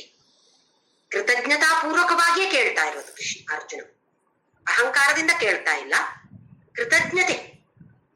ನನ್ಗೋಸ್ಕರ ನನ್ನನ್ನು ಅನುಗ್ರಹಿಸಕ್ಕೋಸ್ಕರ ನೀನು ನನ್ಗೆ ಇದನ್ನೆಲ್ಲ ತಿಳಿಸಿ ಹೇಳಿದ್ಯಾ ಕೃಷ್ಣ, ಅರ್ಥ ಆಯ್ತು ನನ್ಗೆ, ಎಲ್ಲರೂ ನನ್ನಲ್ಲಿದ್ದಾರೆ ಅಂತ ಹೇಳಿದ್ಯಾ ಕೃಷ್ಣ, ನಾನು ಒಂದ್ಸಲ ನೋಡ್ತೇನೆ, ದ್ರಷ್ಟುಂ ಇಚ್ಛಾಮಿ ಅಂತ ಹೇಳ್ತಾನೆ ಅರ್ಜುನ. ಮುಂದೆ 4ನೇ ಶ್ಲೋಕ. ಮನ್ಯಸೆ ಯದಿ ತಚ್ಛಕ್ಯಂ ಮಯಾ ದ್ರಷ್ಟುಮಿತಿ ಪ್ರಭೋ ಯೋಗೇಶ್ವರ ತತೋ ಮೇ ತ್ವಂ ದರ್ಶಯಾತ್ಮಾನಮವ್ಯಯಂ. ಮನ್ಯಸೆ ಯದಿ ತತ್ ಶಕ್ಯಂ ಮಯಾ ದ್ರಷ್ಟುಂ ಇತಿ ಪ್ರಭೋ. ಕೃಷ್ಣ ನೋಡ್ಬೇಕು ಅಂತ ಹೇಳ್ತಾ ಇದ್ದೀನಿ ನಾನು, ಆದ್ರೆ ನನಗಿದು ಸಾಧ್ಯವಾ, ಶಕ್ಯವಾ ನನಗೆ? ನೀನ್ ಹಾಗೆ ಅನ್ಕೊಂಡ್ರೆ ನನ್ಗೆ ಸಾಧ್ಯ ಇದೆ. ನಾನು ಈ ನಿನ್ನ ಈಶ್ವರೀಯ ರೂಪವನ್ನು ನೋಡೋದಕ್ಕೆ ನನಗೆ ಸಾಧ್ಯತೆ ಇದೆ ಅಂತ ನೀನ್ ಅನ್ನಿಸ್ತಾ ಇದೆಯಾ ಕೃಷ್ಣ? ನಿನ್ಗೆ ಯಾಕೆ ಹೀಗೆ ಡೌಟ್ ಬರ್ಬೇಕು, ಸಂಶಯ ಬರ್ಬೇಕು? ಅದು ಗೊತ್ತಿದೆ, ಅಷ್ಟು ಸುಲಭ ಇಲ್ಲ ಅದು. ಅಷ್ಟು ಸುಲಭ ಇದ್ರೆ ಎಲ್ರಿಗೂ ದರ್ಶನ ಆಗ್ತಿತ್ತು, ಎದುರೇ ಕಂಡ್ರು. ಇವಾಗ ನೋಡ್ತಾ ಇದೀವಿ, ಎಲ್ಲಾದ್ರೂ ಒಂದು ಕಡೆ ಕೃಷ್ಣ ಕಾಣ್ತಾನ? ಎಲ್ಲೂ ಕಾಣೋದಿಲ್ಲ. ನನ್ಗೆ ಇದು ಕಾಣ್ತದೆ, ಅದು ಕಾಣ್ತದೆ, ಅವ್ರು ಕಾಣ್ತಾರೆ, ಇವ್ರು ಕಾಣ್ತಾರೆ, ಕೃಷ್ಣ ಎಲ್ಲೂ ಕಾಣೋದಿಲ್ಲ. ಮನಸ್ಸಿಗೆ ತರಬೇತಿಯನ್ನ ಕೊಟ್ಟಿಲ್ಲ. ಎಷ್ಟೋ ಜನ್ಮಗಳಿಂದ ಇದೇ ನಡೀತಾ ಇದೆ, ಈ ಜನ್ಮದಲ್ಲೂ ಇದೇ ತರ ನಡೀತಾ ಇದೆ. ಮನಸ್ಸಿಗೆ ತರಬೇತಿಯನ್ನ ಕೊಡುವಂತಹ ಈ ದಿವ್ಯ ಚಕ್ಷುವನ್ನ ನಾವು ಬರಿಸಿಕೊಂಡ್ರೆ, ನಮ್ಮಲ್ಲಿ ತರಿಸಿಕೊಂಡ್ರೆ, ಆಗ ಮಾತ್ರ ಅದು ಶಕ್ಯ, ಆಗ ಮಾತ್ರ ಆ ವಿಶ್ವರೂಪವನ್ನ ನೋಡುವಂತಹದ್ದು ಸಾಧ್ಯತೆ ಇದೆ. ಹಾಗಾಗಿ ಅವನಿಗೆ ಸಂಶಯ ಇದೆ. ಅರ್ಜುನ ಅಂದ್ರೆ ಯಾರು? ನಾವೇ ತಾನೆ, ನಮ್ಮ ರೆಪ್ರೆಸೆಂಟೇಟಿವ್ ಅವನು. ನಾವ್ ಹೇಗಿದ್ಯೋ ಅರ್ಜುನ ಕೂಡ ಹಾಗೆ ಇದ್ದ, ಸ್ವಲ್ಪ ಮೇಲ್ಗಡೆ ಇದ್ನೋ ಏನೋ ಅಷ್ಟೇ. ಯಾಕೆಂದ್ರೆ ಕೃಷ್ಣನ ಜೊತೆ ಇದ್ದವನು. ನೋಡಿ, ಕೃಷ್ಣನ ಜೊತೆ ಇದ್ದಂತಹ ದುರ್ಯೋಧನನಿಗೆ ಯಾವ ಪ್ರಭಾವವೂ ಬೀರಿಲ್ಲ, ಅರ್ಜುನನಿಗೆ ಪ್ರಭಾವ ಬೀರಿ. ಹಾಗೆಯೇ ಶಬರಿ ಎಷ್ಟು ವರ್ಷಗಳ ಕಾಲ ಕಾಯ್ತಾ ಇದ್ಲು ಆ ರಾಮನ ದರ್ಶನಕ್ಕೋಸ್ಕರ. ಅತ್ಯಂತ ಪ್ರೀತಿಯಿಂದ ದಿನಾ ಆ ಬೇಲದ ಹಣ್ಣುಗಳನ್ನ ಸಂಗ್ರಹಿಸಿ ಕಾಯ್ತಾ ಇದ್ಲು, ನನ್ನ ರಾಮ ಯಾವಾಗ ಬರ್ತಾನೆ ಅಂತ ಹೇಳಿ. ರಾಮ ಬಂದಾಗ ವಯಸ್ಸಾಗಿತ್ತು, ಕಣ್ಣು ಸರಿಯಾಗಿ ಕಾಣ್ತಾ ಇರಲಿಲ್ಲ. ಸ್ವಲ್ಪ ಹೊತ್ತಿಗೆ ರಾಮ ಅಲ್ಲಿದ್ದ, ತಿಂದು ಯಾವುದು ಚೆನ್ನಾಗಿದೆಯೋ ಆ ಹಣ್ಣನ್ನ ಅವನಿಗೆ ತಿನ್ನಿಸಿದ್ರು, ಅತ್ಯಂತ ಪ್ರೀತಿ ಪ್ರೇಮ ಭಾವದಿಂದ. ಸ್ವಲ್ಪವೇ ಹೊತ್ತು ಶ್ರೀರಾಮ ಅಲ್ಲಿದ್ದಿತ್ತು. ಆದ್ರೆ ಅದರ ಪ್ರಭಾವ ಹೇಗಿತ್ತು ಆ ಶಬರಿ ಮೇಲೆ, ಶಬರಿಯ ಮನಸ್ಸಿನ ಮೇಲೆ? ಯಾಕೆ? ಮನಸ್ಸಿನ ತರಬೇತಿ. ಅದೇ ರಾವಣನ ಜೊತೆ ಶ್ರೀರಾಮ ಇದ್ದ ಸುಮಾರು ಹೊತ್ತಿತ್ತು. ಹೇಳಿದ ಬೇರೆ ರಾವಣನ ಹತ್ರ, ನೋಡು ಈ ತರ ಇದೆ, ನೀನು ಮಾಡಿದ ಕೆಲಸ ಸರಿ ಅಲ್ಲ, ಇನ್ನೊಂದು ಸಲ ಹೋಗಿ ಆಲೋಚನೆ ಮಾಡು, ಒಂದು ದಿನ ಕೊಡ್ತೇನೆ ನಿಂಗೆ ಟೈಮ್, ಹೋಗಿ ಆಲೋಚನೆ ಮಾಡು, ನಾನ್ ಮಾಡಿದ್ದು ತಪ್ಪು ಅಂತ ಮತ್ತೆ ಬರ್ತೀಯಾ, ಯುದ್ಧ ಬೇಡ, ನನ್ನ ಹೆಂಡತಿಯನ್ನು ತಿರುಗಿಸಿಕೊಡು, ವಾಪಸ್ ಕೊಡು ನನ್ಗೆ, ಯುದ್ಧ ಬೇಡ. ರಾವಣನ ಮೇಲೆ ಯಾವ್ದಾದ್ರು ಪ್ರಭಾವ ಬೀರ್ತಾ ಅದು? ಯುದ್ಧ ನಡೀತಲ್ವಾ? ಹಾಗೆ ಶ್ರೀರಾಮ ಶ್ರೀಕೃಷ್ಣ ಅಂತ ಹೇಳೋರು ನಮ್ಮ ಮುಂದೆ ಇದ್ರೂ ಕೂಡ ನಮ್ಮ ಮನಸ್ಸು ಸರಿಯಾಗಿ ಇಲ್ಲದೆ ಇದ್ರೆ ಖಂಡಿತವಾಗಿಯೂ ಯಾವ ಪರಿಣಾಮವೂ ಬೀರಲ್ಲ. ಅದಕ್ಕೆ ಇಲ್ಲಿ ಶಕ್ಯ ಅಂತ ಹೇಳೋದು ತುಂಬಾ ಮುಖ್ಯ. ನನಗೆ ಅದು ನೋಡುವಂಥದ್ದು ಸಾಧ್ಯತೆ ಇದೆಯೋ ಇಲ್ವೋ, ಅದು ನನ್ನ ಮನಸ್ಸಿನ ಮೇಲೆ ಹೊಂದಿಕೊಂಡಿದೆ, ಬೇರೆ ಯಾರು ಕಾರಣರಲ್ಲ, ನನ್ನ ಮನಸ್ಸೇ ಕಾರಣ. ಸಾಧ್ಯತೆ ಇದೆಯೋ ಇಲ್ವೋ ನಾವೇ ನೋಡಿಕೊಳ್ಬೇಕು. ಯೋಗೇಶ್ವರ ತಥೋ ಮೇತ್ವಂ, ಹಾಗೆ ಯೋಗೇಶ್ವರ ಕೃಷ್ಣ ಅಂತ ಹೇಳ್ತಾನೆ. ಎಲ್ಲದಕ್ಕೂ ಈಶ್ವರನಾಗಿರುವಂತಹ ನೀನು ದರ್ಶಯಾತ್ಮಾನಂ ಅವ್ಯಯಂ, ನನಗೆ ತೋರಿಸಿಕೊಡ್ತೀಯಾ ಕೃಷ್ಣ, ನನಗೆ ಅದು ಸಾಧ್ಯತೆ ಇದೆ ಅಂತ ನೀನು ಅನ್ಕೊಂಡ್ರೆ ನಿನ್ನ ಅವ್ಯಯವಾದ ಅವಿನಾಶಿ ರೂಪವಾದ ಈ ವಿಶ್ವರೂಪ ದರ್ಶನವನ್ನ ನನಗೆ ಒಂದು ಸಲ ಮಾಡಿಸ್ತೀಯ. ನೋಡಿ, ಇದು ಮತ್ತೆ ಹೇಳ್ತೀನಿ, ಇದು ತಾತ್ಕಾಲಿಕವಾದ ಸಾಧ್ಯತೆ. ಯಾಕೆ ತಾತ್ಕಾಲಿಕ ಅಂತ ಹೇಳ್ತೀವಿ ಅಂತ ಹೇಳಿದ್ರೆ, ಈ ವಿಶ್ವರೂಪವನ್ನ ಅರ್ಜುನ ದರ್ಶನ ಮಾಡಿದಾಗ ಭಯಭೀತನಾಗ್ತಾನೆ. ಯಾಕೆ? ಇದು ಕೃಷ್ಣ ತಾತ್ಕಾಲಿಕವಾಗಿ ಕೊಟ್ಟಂತಹ ಒಂದು ಪರ್ಮಿಷನ್, ಒಂದು ದಿವ್ಯ ಚಕ್ಷು, ತಾನೇ ಬರಿಸಿಕೊಂಡಂತಹ ದಿವ್ಯ ಚಕ್ಷು ಅಲ್ಲ. ಇದು ತುಂಬಾ ಮುಖ್ಯ. ಯಾರೋ ಒಬ್ರು ಬಂದು ನಮ್ಗೆ ಹೀಗೆ ಮಾಡ್ತಾರೆ, ಒಂದ್ ಸ್ವಲ್ಪ ಹೊತ್ತು ಆಗತ್ತೆ, ಆಹಾ ಅಂತ ಹೇಳಿದ್ರೆ ಅದು ಎಷ್ಟೋ ವರ್ಷಗಳಿಂದ, ಎಷ್ಟೋ ಜನ್ಮಗಳಿಂದ ನಮ್ಮ ಮನಸ್ಸು ತರಬೇತಿಯನ್ನು ಕೊಟ್ಟು ಮನಸ್ಸು ಪರಿಪಕ್ವತೆಯಾಗಿದ್ರೆ, ಪರಿಬುದ್ಧತೆಯನ್ನ ಪಡೆದಿದ್ರೆ ಆವಾಗ ಮಾತ್ರ ಅದು ಪರಿಣಾಮವನ್ನ ಯಾವತ್ತಿಗೂ ಬೀರತ್ತೆ. ಇಲ್ಲ, ಸ್ವಲ್ಪ ಸಮಯಕ್ಕೆ ಮಾತ್ರ. ಮಹಾಭಾರತ ಯುದ್ಧ ನಡೆದ ನಂತರ, ಮುಗಿದ ನಂತರ ಆ ರಥದಿಂದ ಇಳಿಯಕ್ಕೆ ಕೃಷ್ಣನ ಹತ್ರ ಹೇಳ್ತಾನೆ ಅರ್ಜುನ. ಯಾಕೆ? ಸಾರಥಿ ತಾನೇ ಇಳಿಬೇಕು ಮೊದಲು, ನಾನು ರಾಜ, ನಾನು ಮತ್ತೆ ಇಳಿಯೋದು. ಕೃಷ್ಣ ಹೇಳ್ತಾನೆ, ಅರ್ಜುನ ನೀನು ಮೊದಲು ಇಳಿ. ಇದು ಸ್ವಲ್ಪ ಅರ್ಜುನನ ಅಹಂಕಾರಕ್ಕೆ ಪೆಟ್ಟಾಗತ್ತೆ. ಇದೇನು ಸಾರಥಿ ಅಲ್ವಾ ಇಳಿಬೇಕಾಗಿತ್ತು? ಸರಿ, ಏನೋ ಕೃಷ್ಣ ಹೇಳ್ತಾನಂತೆ ಇಳಿತಾನೆ. ಆಮೇಲೆ ಕೃಷ್ಣ ಇಳಿತಾನೆ. ಏನಾಗತ್ತೆ ಅವಾಗ? ಆ ರಥ ಭಸ್ಮವಾಗಿ ಹೋಗತ್ತೆ. ಯಾಕೆ? ಕೃಷ್ಣನ ಪ್ರಭಾವ ಅಲ್ಲಿತ್ತು. ಕೃಷ್ಣ ಇದ್ದ ಕಾರಣ ಅರ್ಜುನ ಬದುಕಿದ್ದ. ಅರ್ಜುನ ಏನ್ ಅನ್ಕೊಳ್ತಾನೆ? ನಾನೇ ಯುದ್ಧ ಪ್ರವೀಣ, ನಾನೇ, ನನ್ನಿಂದಾಗಿ ಹೀಗಾಗಿರೋದು, ನನ್ನಿಂದಾಗೆ ಯುದ್ಧ ಗೆಲುವಾಗಿರೋದು. ಯುದ್ಧದಲ್ಲಿ ನಮಗೆ ಗೆಲುವಾಗಿರೋದು ಯಾರಿಂದ? ನಾನು. ಈ ದಿವ್ಯ ಚಕ್ಷು ಬಂದಿದ್ರೆ ನಾನು ಮತ್ತೆ ಬರ್ತಿರ್ಲಿಲ್ವಲ್ಲ. ಹಾಗೆ ಈ ದಿವ್ಯ ಚಕ್ಷುವನ್ನ ತಾತ್ಕಾಲಿಕವಾಗಿ ಕೃಷ್ಣ ಪರಮಾತ್ಮ ಅನುಗ್ರಹ ಮಾಡಿದಾನೆ ಅರ್ಜುನನಿಗೆ. ಹಾಗಾಗಿ ವಿಶ್ವರೂಪ ದರ್ಶನವನ್ನ ಅರ್ಜುನ ಮಾಡ್ತಾನೆ. ಇನ್ನು ಮುಂದಿನ ಶ್ಲೋಕಗಳನ್ನ ಮತ್ತೆ ಮುಂದಿನ ಮಂಗಳವಾರ ನೋಡೋಣ.